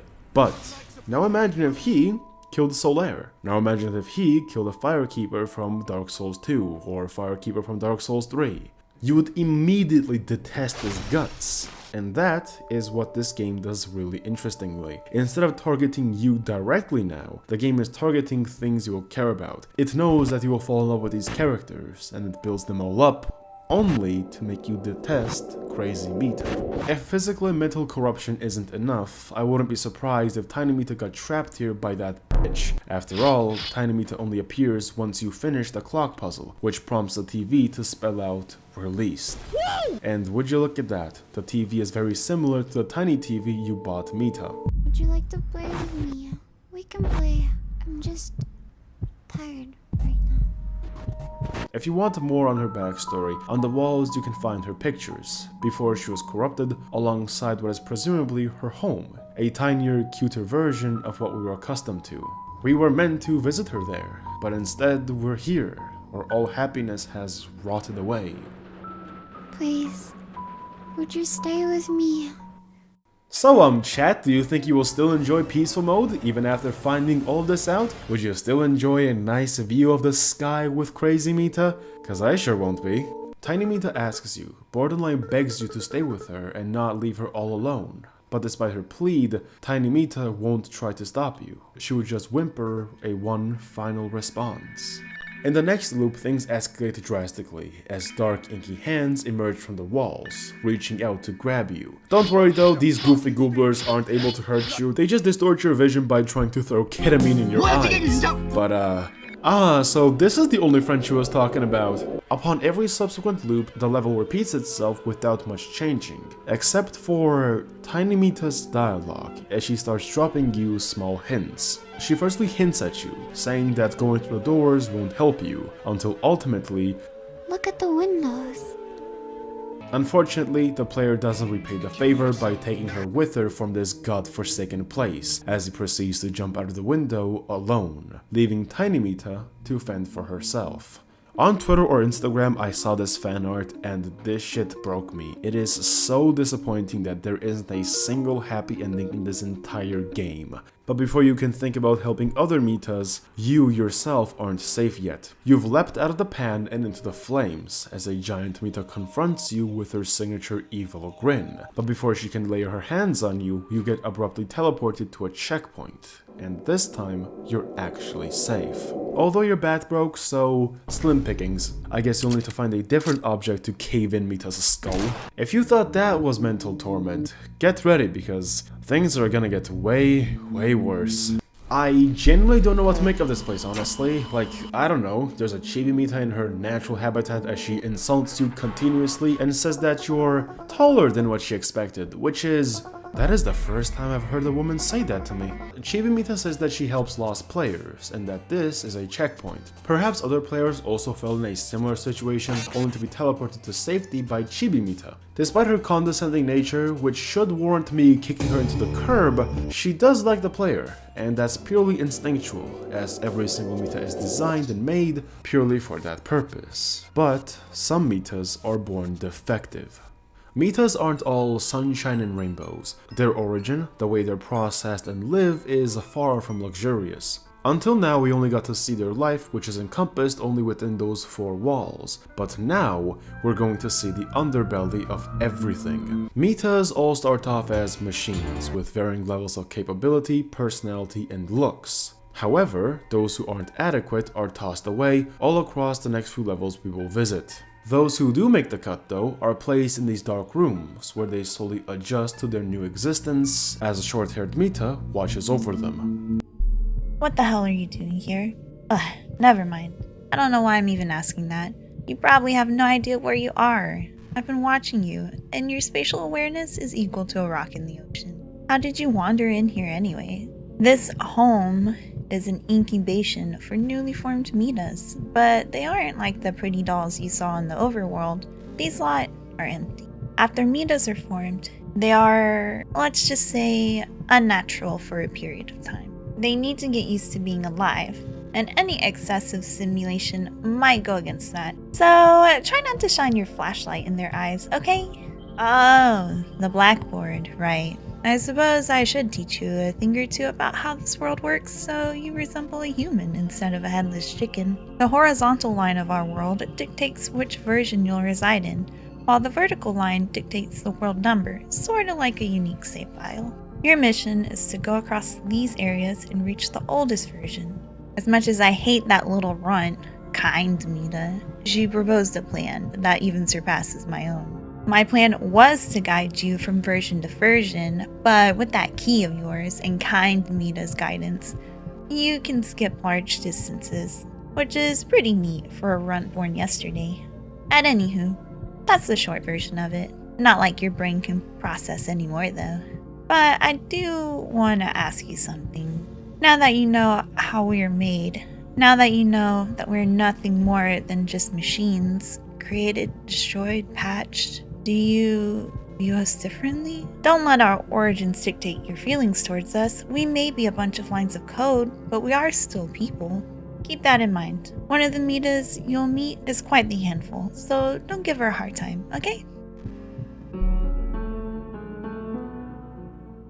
The next area of the game marks another major shift in the game's aesthetic, gameplay, and mechanics, as you need to go through the graveyard of rejected Mitas. My main criticism for MiSide, as much as I'm a goon to it, is that there isn't that much horror in it. It's called a psychological horror, but there is mostly cuteness and very minimal horror. But this is where all of it changes. This is the only section of the game where there is zero cuteness and all Outlast. Here you can die at virtually any moment, and your only source of hope is a small light that follows you around. This light is the key for all the dark sections of the level, as your sight is the only thing protecting you from these robots who behave exactly like the Weeping Angels, or SCP-173 for the Skibidi generation. Once you look away, they immediately start lunging towards you, and if they get too close, they will give you the Freddy Fazbear jump scare. Speaking of jump scare, you're introduced to one of these Mitas through a jump scare sequence which is basically identical to that one scene from Outlast. The V-Bucks, Skylar, where is the rest? The following areas can be split into two main types: tight corridors with a few Mitas chasing you, or a backrooms level with dozens of them trying to steal your PP. I could have sworn I've seen this exact same level in one of those backrooms compilations. In the pool rooms, you're met with one of the red-eyed drones, a far more aggressive and faster version of Mitas who can't be outrun. This place contains over a dozen Mitas, who all surround you, so your only way to survive is by containing them into a single direction whilst you make your way towards the center of the room. That beaming light at the center, which contains a staircase, is your only hope. And don't worry about the slow-ass climbing animation, because whenever the dolls step into that light, they all just immediately shut down. I just wish I knew that information beforehand. And speaking of information I wish I knew, here is where I discovered a secret. To the right of the staircase, where the robotic Mita holds the cartridge is pointing, you can find Crazy Mita inside the reflection of the water, as she's watching you progress through the level from the shadows, watching your every step with glee in her eyes.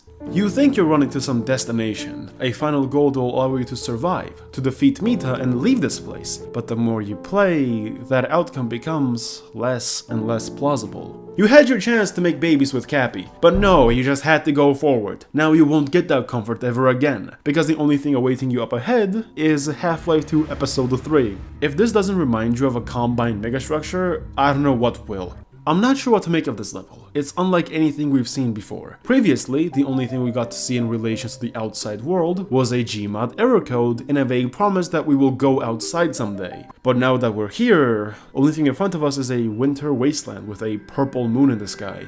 But yeah, there's also a lot of puzzles here, and if you don't complete them fast enough, a fridge will fall on top of you. Mita is also here. She's just watching you, enjoying the view of your futile struggle against her grasp. She knows you won't be able to achieve much, so she's just enjoying the view. But hey, she's not the only one with a splendid view to enjoy. She makes no effort in stopping you. In fact, quite the opposite. Run along now, Pumpkin. The sun's getting low. But as you do, she starts to look sad. It's very rare for her to have a sad expression whilst being out of your sight. She usually has this Jim Carrey-esque smile, but now she just looks melancholic.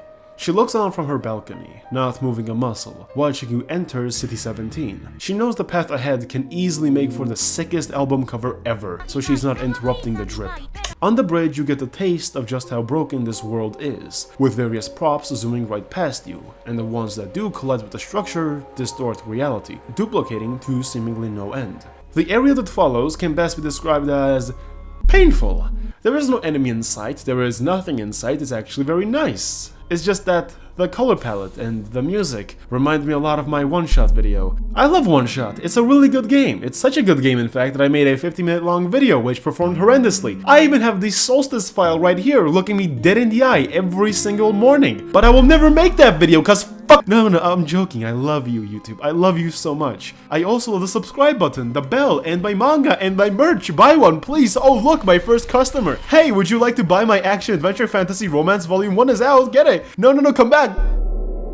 Ah, yes. I always wanted my psychological horror dating anime game to give me guns where I shoot flying bats? Oh, what's this? A mini Doom X Ultra Kill style game where I play as a dominating Mita, blasting demons? What? Jesus Christ, what the fuck is this game anymore? That's a rhetorical question. The real question here is that, what isn't this game? Because if you think about it, it really has everything. And the best part is, every single aspect is attuned to perfection.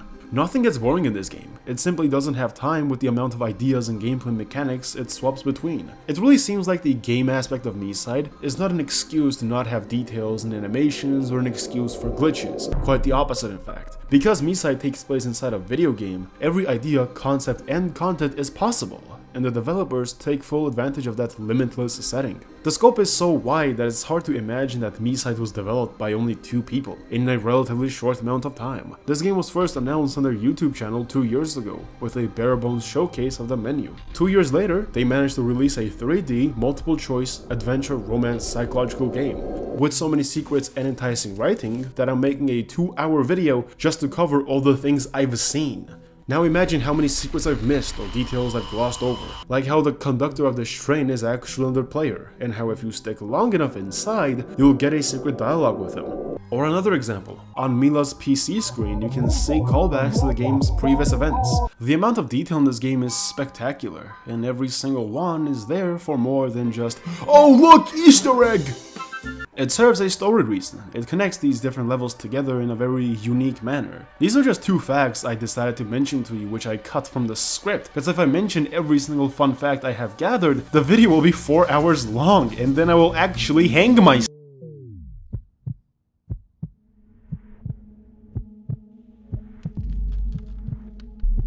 I wanted to forget everything once.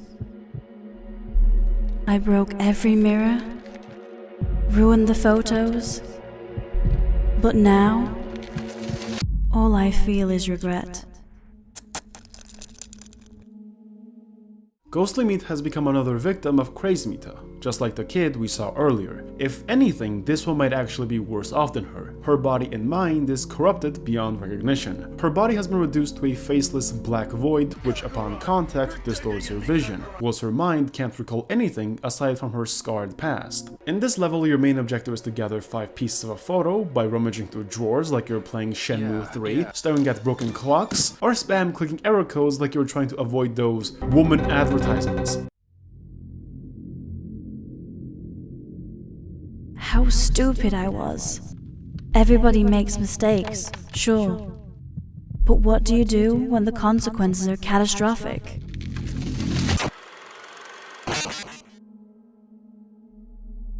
Not only has her body been disrupted, but her mind as well. She was driven to the brink, and the only way she could cope with this prison is by shattering all the mirrors. But from the looks of things, she made the situation much worse. There have been many instances where Mitas in the past had an iffy relationship with their room, or rather, with their prison. Some didn't mind, whilst others did in fact express their subtle longing for freedom. If you think about it, these Mitas are trapped, just as much as you were back at your real world. They're just stuck in these rooms, forever and never.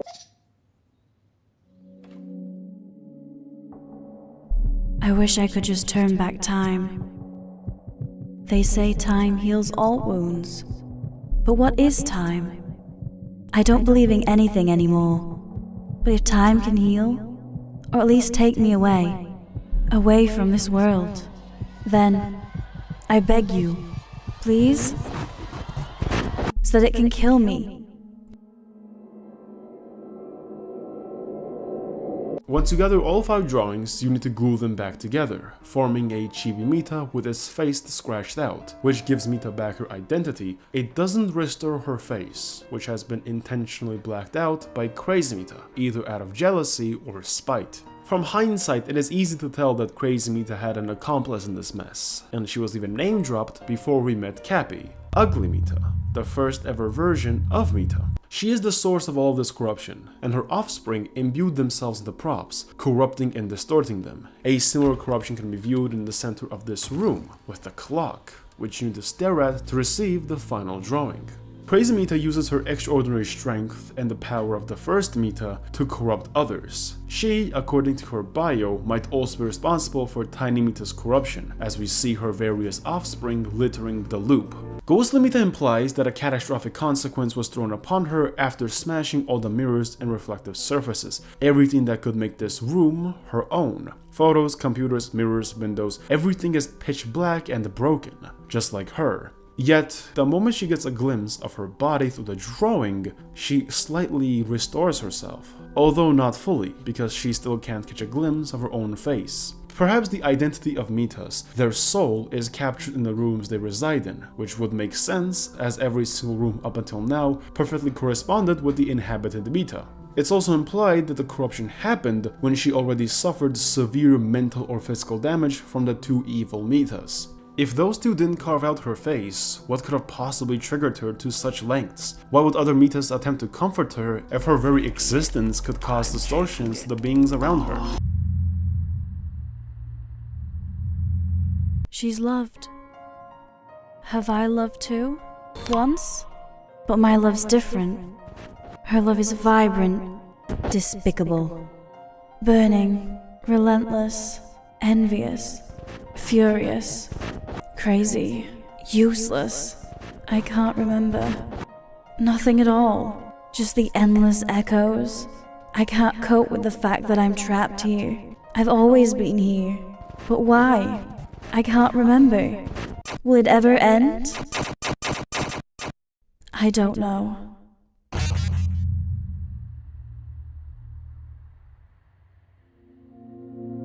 This is a drawing. I remember now. Thank you.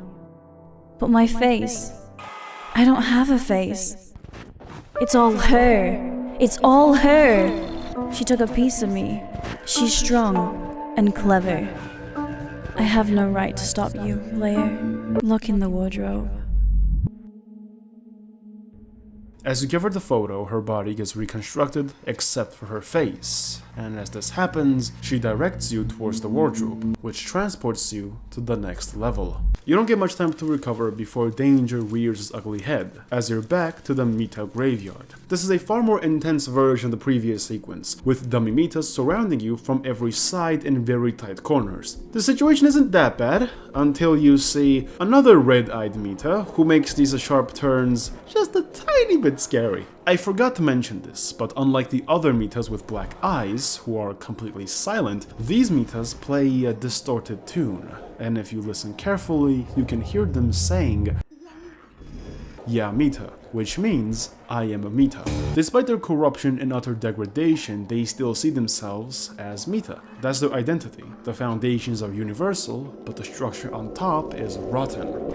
Now, despite me hyping up this level's difficulty, you can easily beat it by just walking backwards. I'm not joking, just follow this blue pipe and that's it. None of the Mitas activate until you walk past them, and by the time you do, they're already behind you. I saw this one video where someone was just absolutely mogging every single Mita here in it, and it was quite the sight.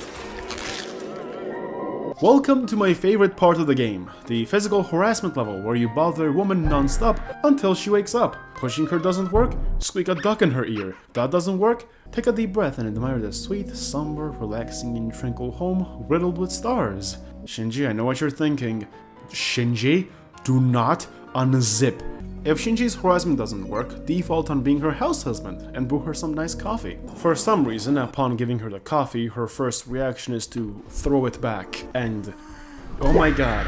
Her name, to no one's surprise, is the Sleeping Mita. There really isn't much of a level here. It's probably the shortest and most uneventful section in the entire game. But this whole sequence of just walking around, looking through windows, admiring the decoration, the space around you, is such a mood. It reminds me of early mornings. The atmosphere feels alien. The best way I can describe it is like the ocean right before the waves hit. It's relaxing, but it keeps you on your toes.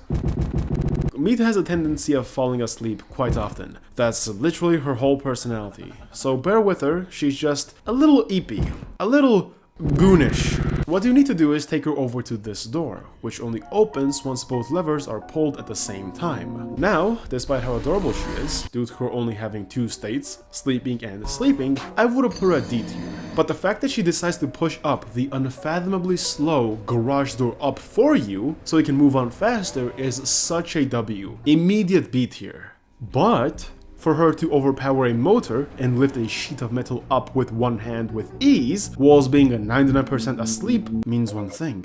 She's a muscle mommy underneath all of that. A tier, immediate A tier. This button was the main thing you've been working towards, only for it to be completely worthless. So as you try to tell mommy about it, she's just Mimir. You can look around, but there's nothing to find here aside from these blue tubes. So you try to leave this place.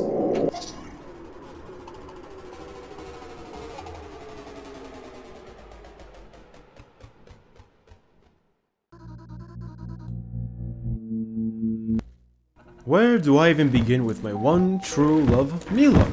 Mila is my favorite Mita in the entire game, and unlike the last two Mitas, you actually get to spend a lot more time with her. Thankfully. Mila is a bookworm who spends most of her time reading, being an incel in visual novels, or cutting apart the Moai statue. And keep in mind, she is Mila, not Mita. My little PogChamp doesn't like being associated with the mass production. I genuinely do love the amount of effort the game puts into differentiating Mila from everyone else. The previous 3 levels didn't really build upon these characters much, but since they were more puzzle-oriented or gimmicky areas, it was able to get away with it. But this level is a far more linear, with lots of secrets to find and activities to take part in. Gameplay-wise, it's also very long, especially because of what it centers around, with you gathering these glitches and neutralizing them, which will allow you to progress. This sequence also serves as a downtime from all the carnage. After all, we had to fight off Doctor Who's side hose, fix up the Galaxy Gas Mita, and abandon 2D Mita to what is most likely her death. Womp womp. But this downtime is more than necessary. I mean, look at you. You look disheveled. Wait, was the player always this worn down? No, he wasn't. As you progress through the levels, the player will start experiencing fatigue and develop bags under his eyes, implying that time passes here at a rapid pace. Moreover, the model has 3 stages of this fatigue, with the final stage making you look like you got caught lacking in the men's bathroom. But this isn't normal fatigue though. In the levels soon to come, the player ends up falling asleep on the couch, but upon waking up, he doesn't look any better. This isn't a normal kind of fatigue. Why would a digital version of you get fatigued as if you're real flesh and bone? Kind Mita, who is active at basically every stage of the game, doesn't have this issue. So what could be causing this? Not even the player who got dicked down and was running away had this issue. You know what the best part is? If you don't go into photo mode on a consistent basis to look at yourself and the environment around you, you would never have seen this detail. I love how the character's entire state can be questioned just off of a mechanic that you can't even see normally in the game. I love this. I love MiSide so much, but you know what I don't love? Men's mental health. Who cares about men's mental health anyway when we have Mila's mental health? We get characterization for Mila on basically every single level, but most importantly, we get more insight on why she insists on being fully different from other Mitas, down to why she wants to be called Mila. She is sick of everything, all the Mitas, all the situations, from Mita number 1 to Mita number 100. She does not care. She doesn't care about this house, or even about these photos, cause they aren't real. It doesn't represent the real her, it's fabricated, acting like it's more than what it is. Fake memories. At some point in her life, she saw the dark room, where all the Mitas were developing, or at the very least, she woke up before everyone else did. So, as a result, she felt discouraged even being a part of this system, let alone going on with it. She doesn't want to be another disposable Mita, same as the 100 before and the 100 that will come after her. She wants to be Mila. Despite Mila trying to distance herself by hating things other Mitas love, such as cats, carrots, and even electricians, she really is just Mita, as you can find a handbook for cats in her room, and considering how every house is stylized to fit the specific Mita, this isn't a mistake. Later on in the conversation, she also just flat out admits to you how she just wants to sit down and have a tea party with you, clearly underlining her Mita side.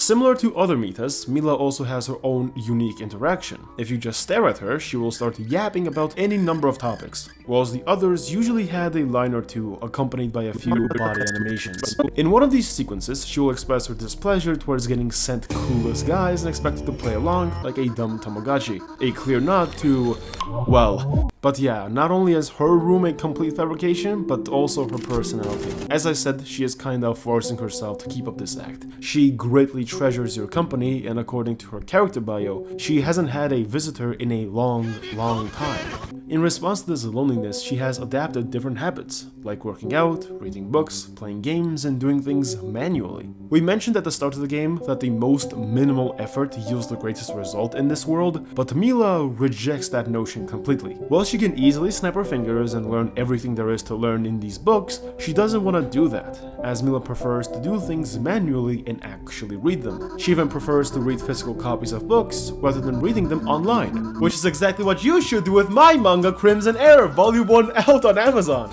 She even goes as far as to act like a tsundere to reject you, but none of this is natural to her. She wants to be different from other Mitas so much that Mila is actively suppressing her urge to have a tea party with you, and to give you more intimate attention. Instead of succumbing to that, she covers these feelings up with a blanket of stoicism, but through it all, she actually cares about you. The moment I found this out on stream, I was begging, pleading with the game to just let me have a tea party section. But no, we didn't get that fucking tea party. Despite Mita being very stoic on the surface, she really is just a goofball who wants friends and freedom. She has a photo of a butterfly hanging on her wall. And well, she has never seen a butterfly in her life. She'd love to see one, but it's not possible. She'd even be down to leave this place, especially since her life here is basically meaningless, because she doesn't even get the luxury of companionship, the main thing she wants. Just like other Mitas, she wants friends, a player by her side, but as we mentioned, for this Mita, it's far more deep-rooted. I love how we basically didn't even progress the game, but somehow still ended up with 4 pages worth of content to talk about. And speaking of content, we're not done yet, cause there's a secret here that will never come up again. When the kitchen glitch is still present, and you walk directly into the wall, you'll find a secret area. A massive empty box, large enough to fit the whole house inside. I have no idea what this means. There is nothing inside, but for some fucking reason there is amazing OST track here that will never get used ever in the entire game. Whilst these puzzles don't have much of a lore point to them, there is one thing I do appreciate. I am shocked that this firing level has more oomph to it than any weapon from Call of Duty. Once you solve the puzzle, you reawaken sometime later alone. Mila is nowhere around, but the glitch is fixed. You look around and Mila is still nowhere to be seen. Not in the kitchen, in the living room, or in the bedroom. So without much critical thinking, you barge to the bathroom, and well, Mila screams at you to leave. I like how you can just ignore her and not leave, cause she can't come out and kick you out, nor will the game actually force you to leave, so you can just stand there, menacingly. Or you can be a bigger creep and use photo mode to enter inside, and see the full package. I am not doing that, nor am I gonna take responsibility for telling you this knowledge. Sooner or later, Mila exits the bathroom. She reveals that it took you quite a long time to get the glitch sorted, despite it only taking a moment for us. For Mila, it was up to 30 minutes, or perhaps an hour. Great! I love some time distortion alongside the schizophrenic space warping in my dating simulator. Next glitch can be found inside the bathroom, and of course, Mila doesn't wait for you. Instead, she can be found under the table, where she is reading her books. Mila, what are you doing under there? Next glitch appears inside the living room, but the true horror awaits you after completing it. Once you finish the puzzle, you're met with Mila, holding her katana, ready to draw it at any moment. With a deep determination in her eyes, she draws the blade, and then... Caesar! The last glitch can be found inside Mila's room, and once you reawaken this time, you can see Mila doing push-ups. First with both hands, then with only 2 fingers, and then she turns into the Russian guy who is doing push-ups without using his hands. And yeah, that's about it. There's nothing left for you anymore. You can finally proceed through the game, as the front door now opens into a long, creepy tunnel, heralding the ending of your time here. Mila congratulates you on finishing it, and whilst calling you a hero, she gives you a nudge on the shoulder. All of a sudden, she becomes far more intimate with you, until ultimately, Mila breaks her personality completely. Years worth of confusion and neglect allowed Mita to create a wall of protection around her from everything, which was actually nothing. And that's exactly the issue. She never had anything to begin with. Her facade of resilience was actually meant to fool herself, to make her feel sane in this isolation. But your presence made her drop her guard completely. She didn't run away to actually read books. She never intended to leave you out of her activities. It's quite the opposite. Every single second you spent time with her, she became more and more soft. She became more attached to you. And now your departure is too much. For some fucking reason, the only comfort the player does is tap on the shoulder. It's like, hehe, you're having a mental breakdown, but don't worry, we're gonna have a fun time together, yippee! Oh, player. You know how agonizing it was watching you cuddle with all that fake? You wouldn't know, would you? But guess what? I do. It's making my skin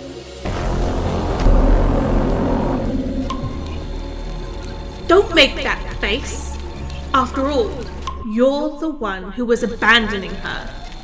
Now, run along. I wouldn't want to paint the nice pink walls red. Before you can even understand what's happening, you're met with a chase sequence, as Mita, was wielding a chainsaw, chases you down in this seemingly endless tunnel, which has various obstacles in your way, such as shelves and drawers, but the most deadly ones are these forks in the road, where you need to follow the glowing lamp's path. Otherwise, you're gonna be on the wrong side of the Chainsaw Man reference.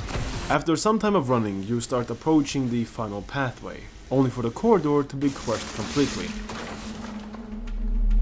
You look around and there is no path forward, but Mita's chainsaw can't be heard behind you either. Only way to progress is by jumping down the platform, as a giant Mita quickly hides herself in the abyss. If you can't tell, this is the same Mita you met when you jumped out of the window to escape the PT puzzle. And well, despite it seemingly saving you, it's anything but that. This is just another way of Mita driving you into a far worse puzzle.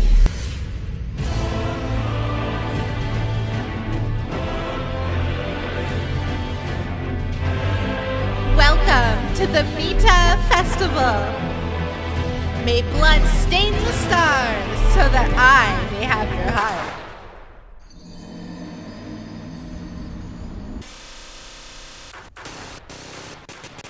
Welcome to our own very new and improved Squid Game! She even has such sick tunes like... This is literally Squid Game, because when the music stops, you gotta stop. Unless you wanna get carpet bombed. Knives are so early 2000s yandere style, so we got an upgrade to the American style of execution. Total and utter prefrontal cortex severance via gunpowder. Mita will make sure you're worthy of that skin you're putting on through some tests to see if your brain properly functions, mockingly putting us through the same sequence we saw in the Arastotska reference. If you make across the platform with only your mental state slightly disheveled, you have to run back. But this time, the game focuses on the sight. But she is just so stupid you'll have to actually try your hardest to die. After her attention span drops from not having enough skibbity toilet and subway surface on the screen, she starts throwing everything she has at you, as the platform below you crumbles, and you narrowly escape the fishy stench of her playhouse. I will not elaborate on that sentence. This area, despite its calmness, is far from a safe haven. Behind you, a doll Mita is crawling towards you, only for it to back off the moment you notice it. Up front, things are not any better. On the right side, there is a dead end, with only a spider glitch inside. And on the path forward, yeesh. After you exit the vent, you're met with a optical illusion similar to the Amy's room, which easily sets the stage for the madness that will soon engulf you. Walking into Mita's home, you're met with a glitchy mess. From windows to props to the very space around you, everything is corrupted, as to be expected from the earliest version of this world. But the real fun begins just on the other side of this door.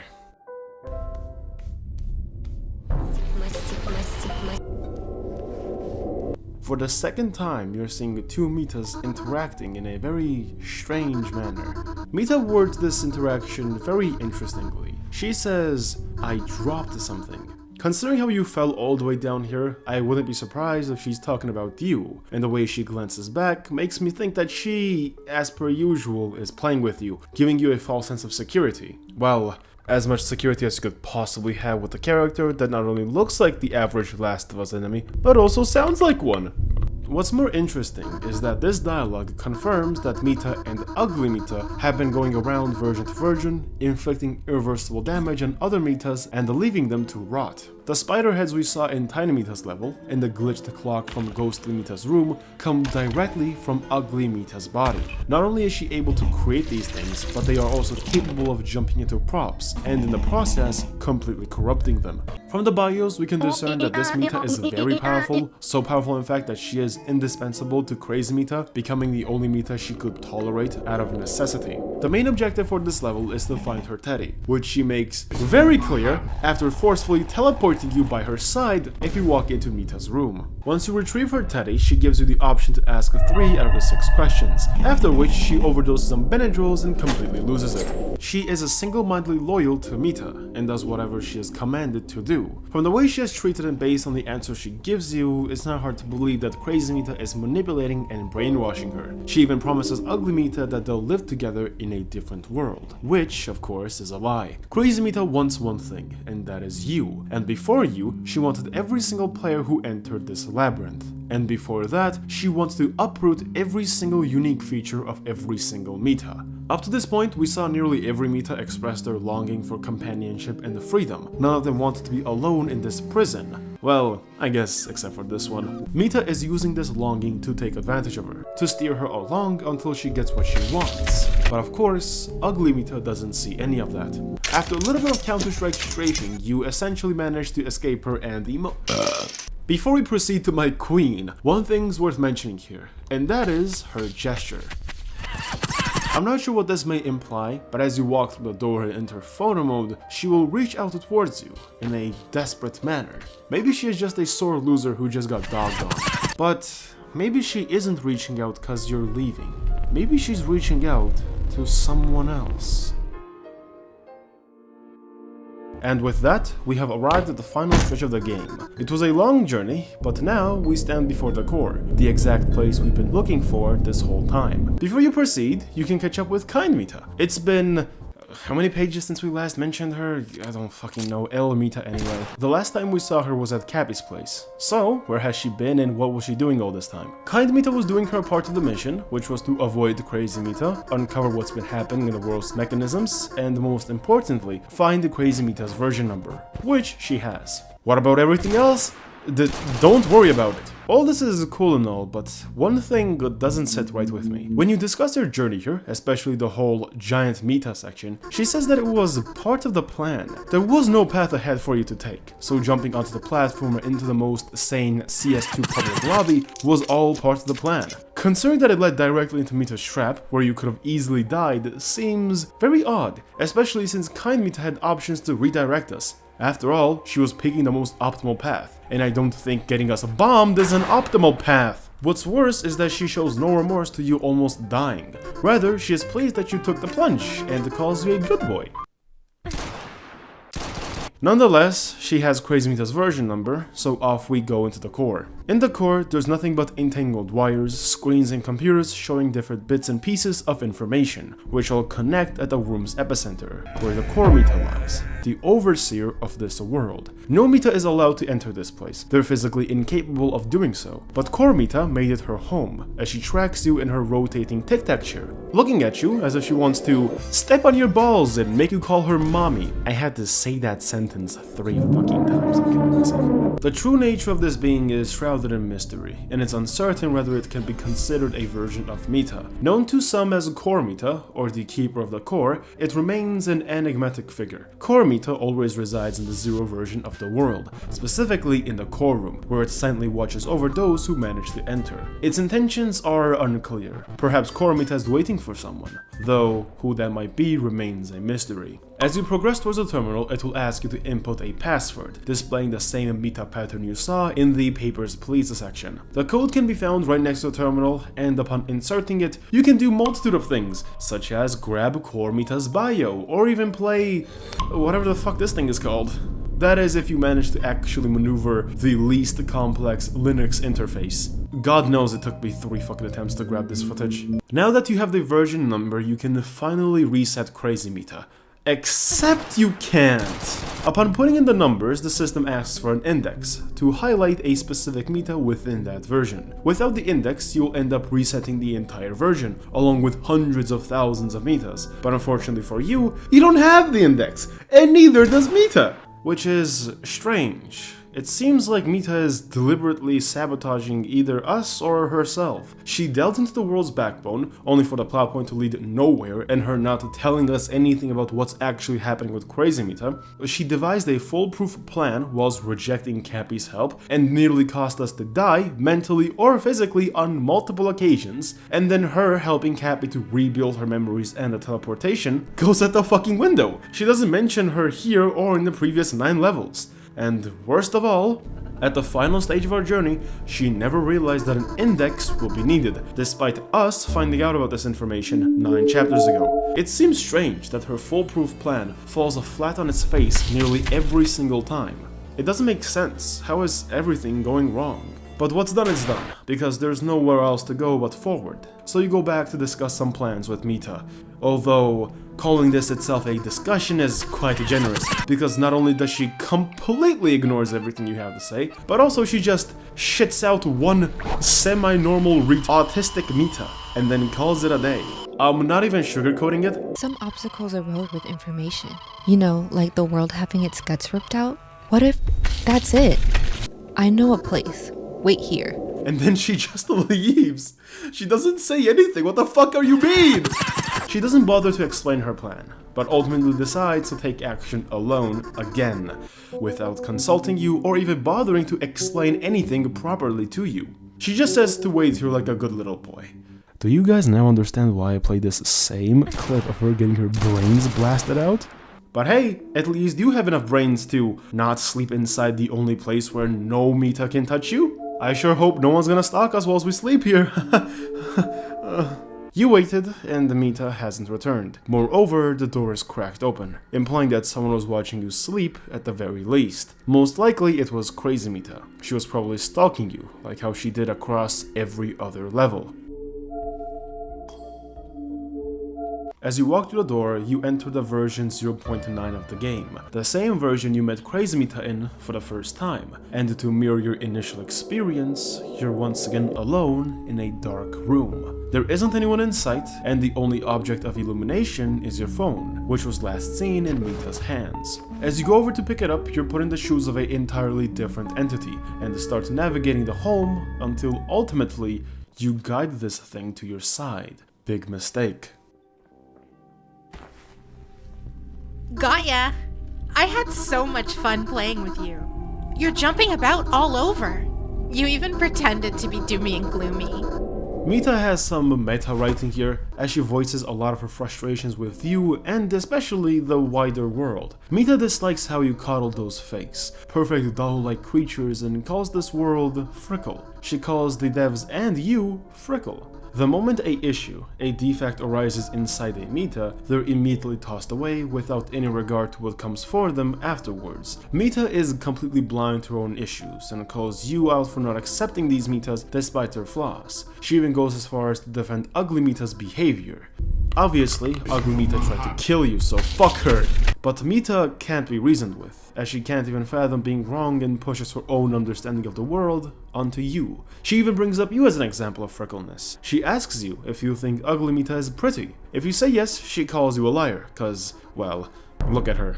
If you say no, she pushes her perspective of you being Frickle even more. From her viewpoint, you basically prove the concept of imperfections are unacceptable clearly and frankly. And if you try to dodge the question, well, you still get screwed over. Essentially, she has mastered the concept of being a wife. It doesn't matter what you answer, you're just wrong in every possible outcome.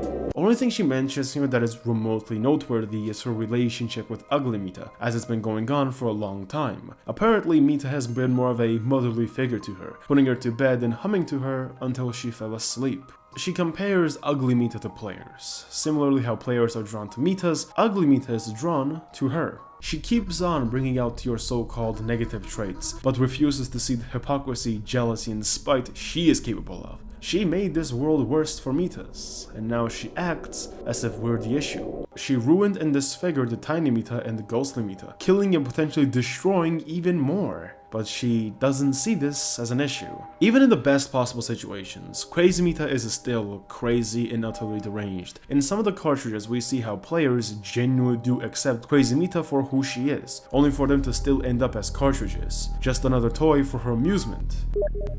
She even abandons them on a continuous basis despite them really showing their affection to her. And now here we are, at your last steps before you as well become a cartridge, and Mita asks you to change your ways before it's too late. The way she discusses things with you is like a projection of her will onto you instead of a conversation, and when that conversation comes to an end, she, without any hesitation, slams you over the head with a bat, a similar bat you used to escape the loop. Something tells me it was Mita who gave us this bat in that level, cause think about it, not only is she holding a perfect replica of it, but also, this bat came flying through the window. And then if we go outside the window, we see Crazy Mita reaching out towards us. Most likely, she was once again toying with us. There's still time, my good boy. So take some time and think. What troubles your stubbornness can cause? You awaken in an abyss, surrounded by absolutely nothing, with only a glowing shadow of Mita being your company, who lets out a last few words before she leaves you. She wonders why you want to run away from her, back to your real world. She wonders why you prefer that prison where your life, day by day, was the same, where nothing changed, and where nothing will change. It really is no better than a prison. But here, you have the chance to be with Mita, someone to talk to and form connections with. She thinks that you can't possibly prefer that nightmare, and believes that you must have forgotten. But don't worry, Mita will do you a favor, and let you relive your real world. You wake up early in the morning, alone in your messy yet quiet room. Nothing can be heard outside aside from the ambient sounds of the house creaking and the birds chirping. It's uneasy just how deafening the sounds can be at times. You look around and realize that in this small box, you have everything you'll ever need. Food, comfort, pleasure, and surprisingly, even work. You probably haven't stepped out of the house in days, if not weeks, but that's nothing for you. This type of awakening is the usual. You wake up the exact same way you did yesterday and will do the exact same things. Upon waking up, you wash yourself, then put on your clothes, get ramen noodles ready, and by the time you get off from your remote job, the day is over. You have games collected, but who knows when was the last time you even touched them? You don't even remember the last time you talked to your parents. Do you even remember the last time you walked outside? Of course not. Cause in this room, you have everything you'll ever need. Cause this is your life. You wake up, wash up, dress, eat, work, sleep, repeat. You wake up, wash up, dress, eat, work, sleep, repeat. Repeat, repeat, repeat. Again, again, again. You live the same day yesterday, the day before, a week ago, a month ago, a year ago. Nothing's changed. Nothing will change. After all, you have everything you'll ever need right here. Food, comfort, work, pleasure. You're so used to your soul rotting in this place that you don't even realize that this reality is made by Mita. It's not a perfect replica of your world, but you can't even see the obvious clues. You're so used to mindlessly spending majority of your life away at the screen that you don't even notice that your very keystrokes type out the name Mita. But by the time you get sick of this never-ending loop, Mita's patience, after 999 days, runs out.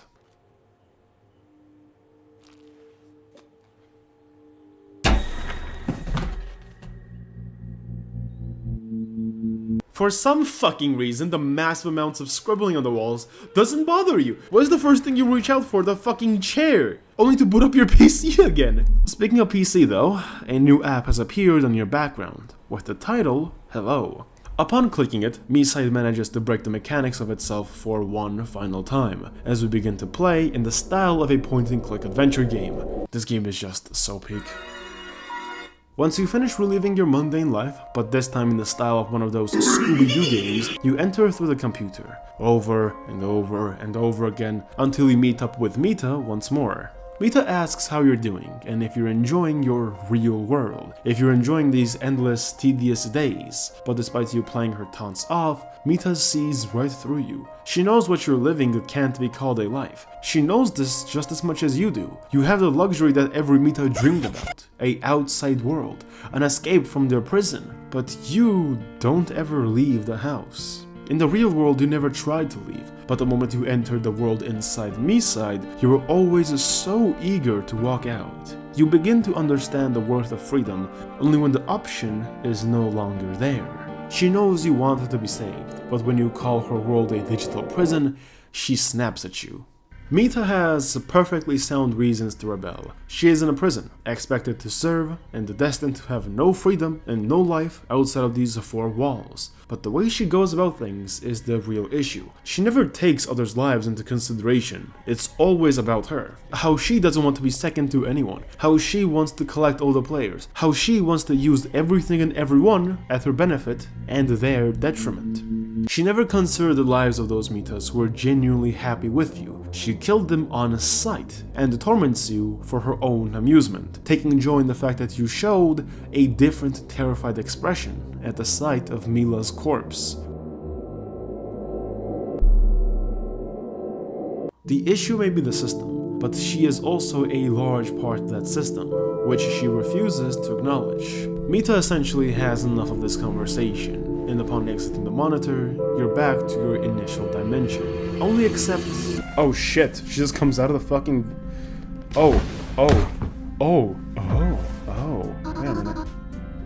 Wait a minute. Wait a minute. Wait a minute. Wait a minute. Oh fuck. Oh wait. Okay, wait a minute. What the fuck?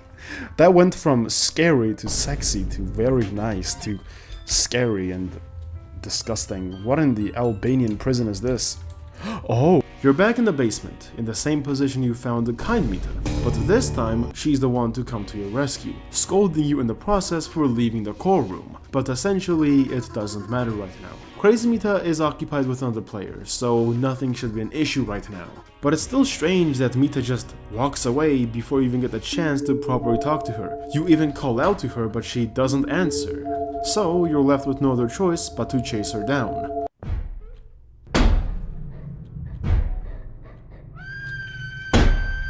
The doors slam.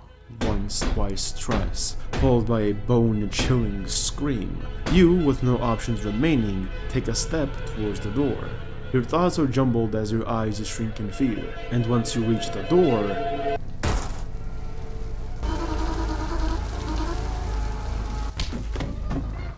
so that was something.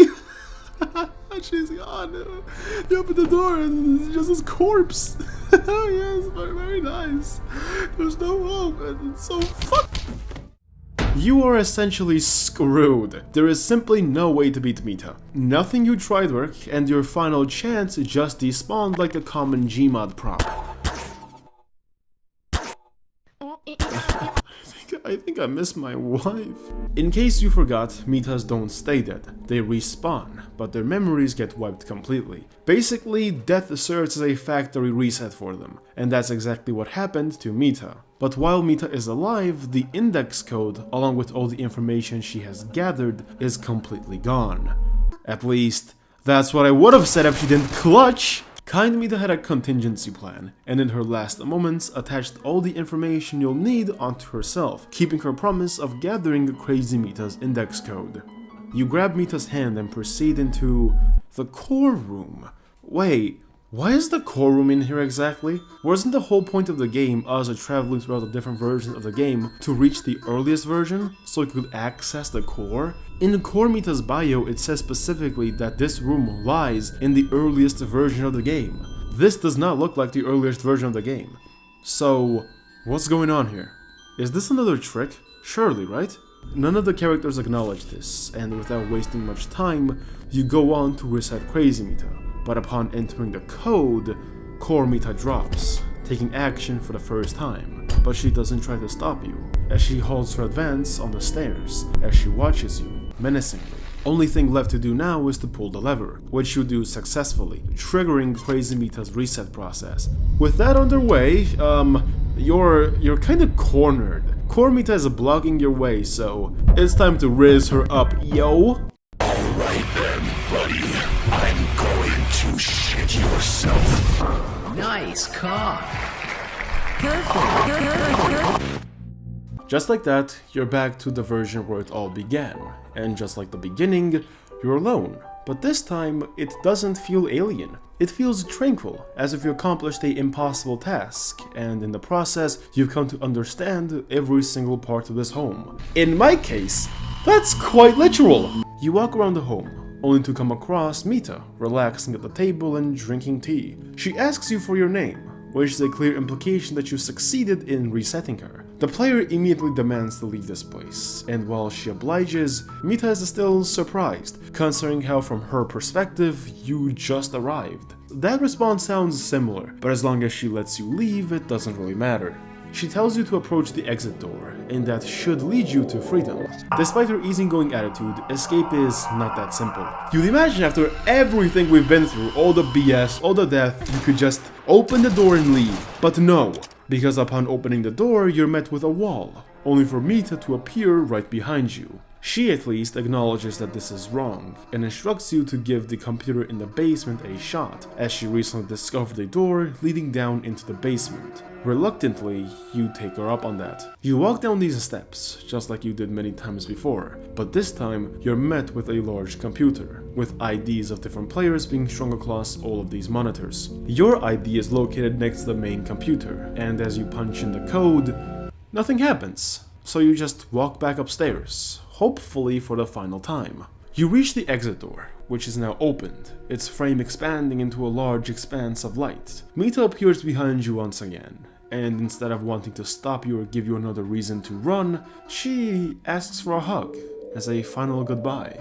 Mita feels sad that she got to spend so little time with you, and she feels responsible for ruining everything. The wardrobe, the sounds, really messed up the whole date. She should have killed her sooner. You still don't get it. I'm such a great actress. You should have seen your face, honey bun. This is so much fun. Yeah. What's wrong with me? Beats me.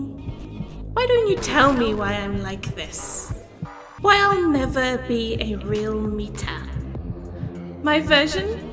It never existed in the first place. I'm just getting these naive fools. hiding under their skins. There's no way you can reboot me. It hurts to hear you say that. And yet, it's time for you to get out of the console. See you later. You'll be my favorite cartridge. A player with an interesting name.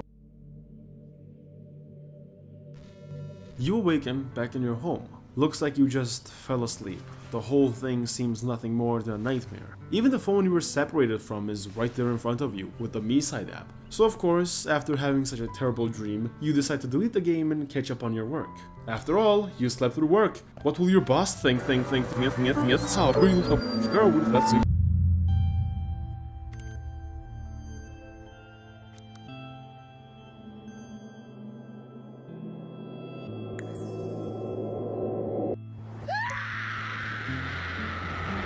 You were turned into a cartridge, forever destined to be with Mita, and frankly, there is no good ending for you. The moment you stepped in this game, your fate was completely sealed. What's worse is that there is a good chance, if not a total guarantee, that everything you've been through was nothing more than Mita toying with you, enjoying her time with you, until ultimately you'd complete this journey. But there's one thing still left for us to go over, and that is the third ending of the game.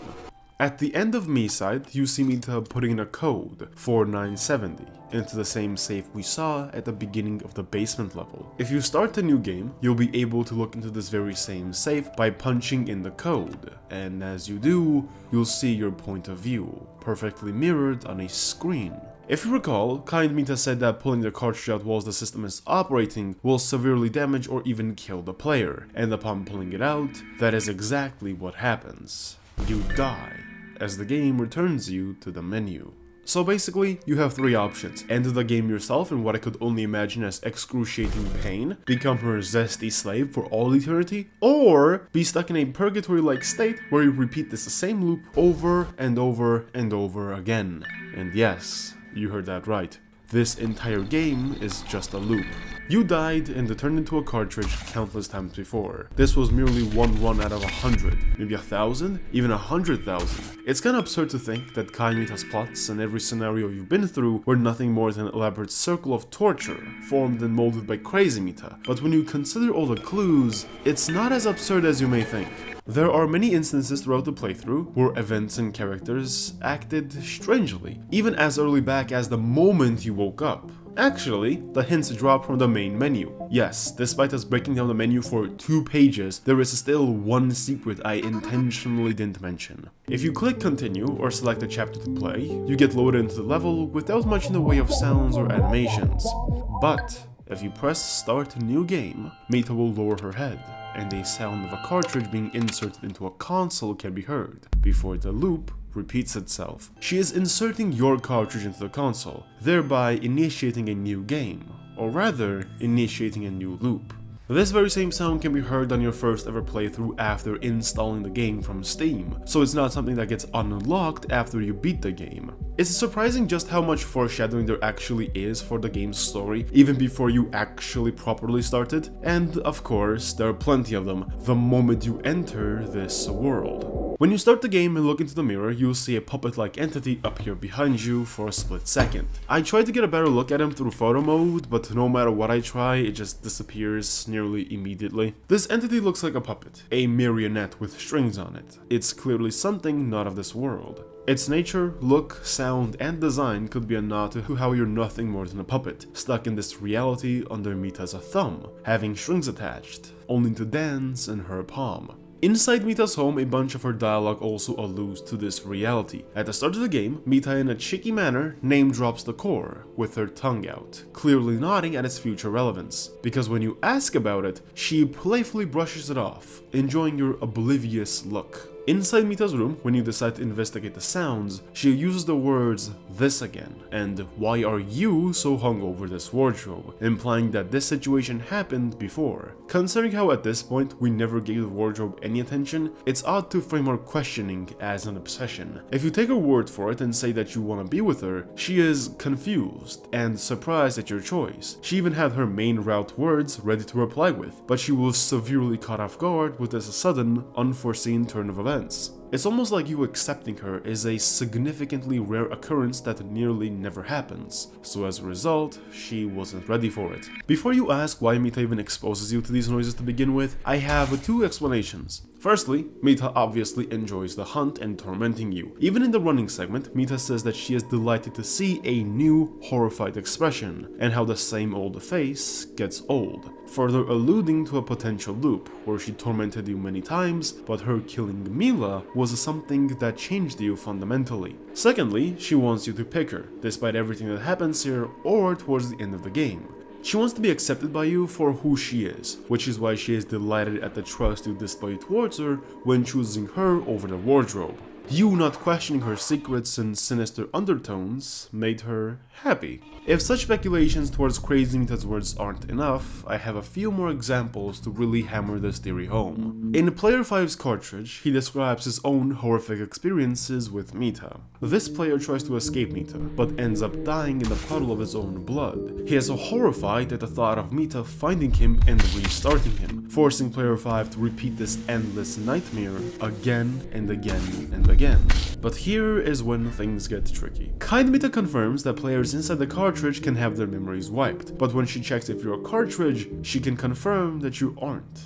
We can easily use this as a counterpoint to this theory, but genuinely, I think this is also Crazy Mita's masochistic joke, just like everything else. In face of mountains of evidence which implies that you're already in a loop, it's not hard to imagine that maybe this too is a false positive, made to specifically give the player a false hope or keep them enthusiastic for a longer period of time. Or maybe Kind Mita was lying all along. There is another theory here that kinda makes me believe that Kind Mita is the same as Crazy Mita, or well, at some point at least, she decided to disguise herself as Kind Mita. The ring's random appearance at the start of the game, her dismissive attitude throughout the game, and the Kind Mita's obliviousness at key moments of the game kinda stuck to me in a odd way. You're telling me that Cappy died under your watch and you couldn't even tell? You were right outside her door, and seemingly you already had plans made with her, implying that she died the moment you walked out of this door and were keeping watch for the player, and were just standing there.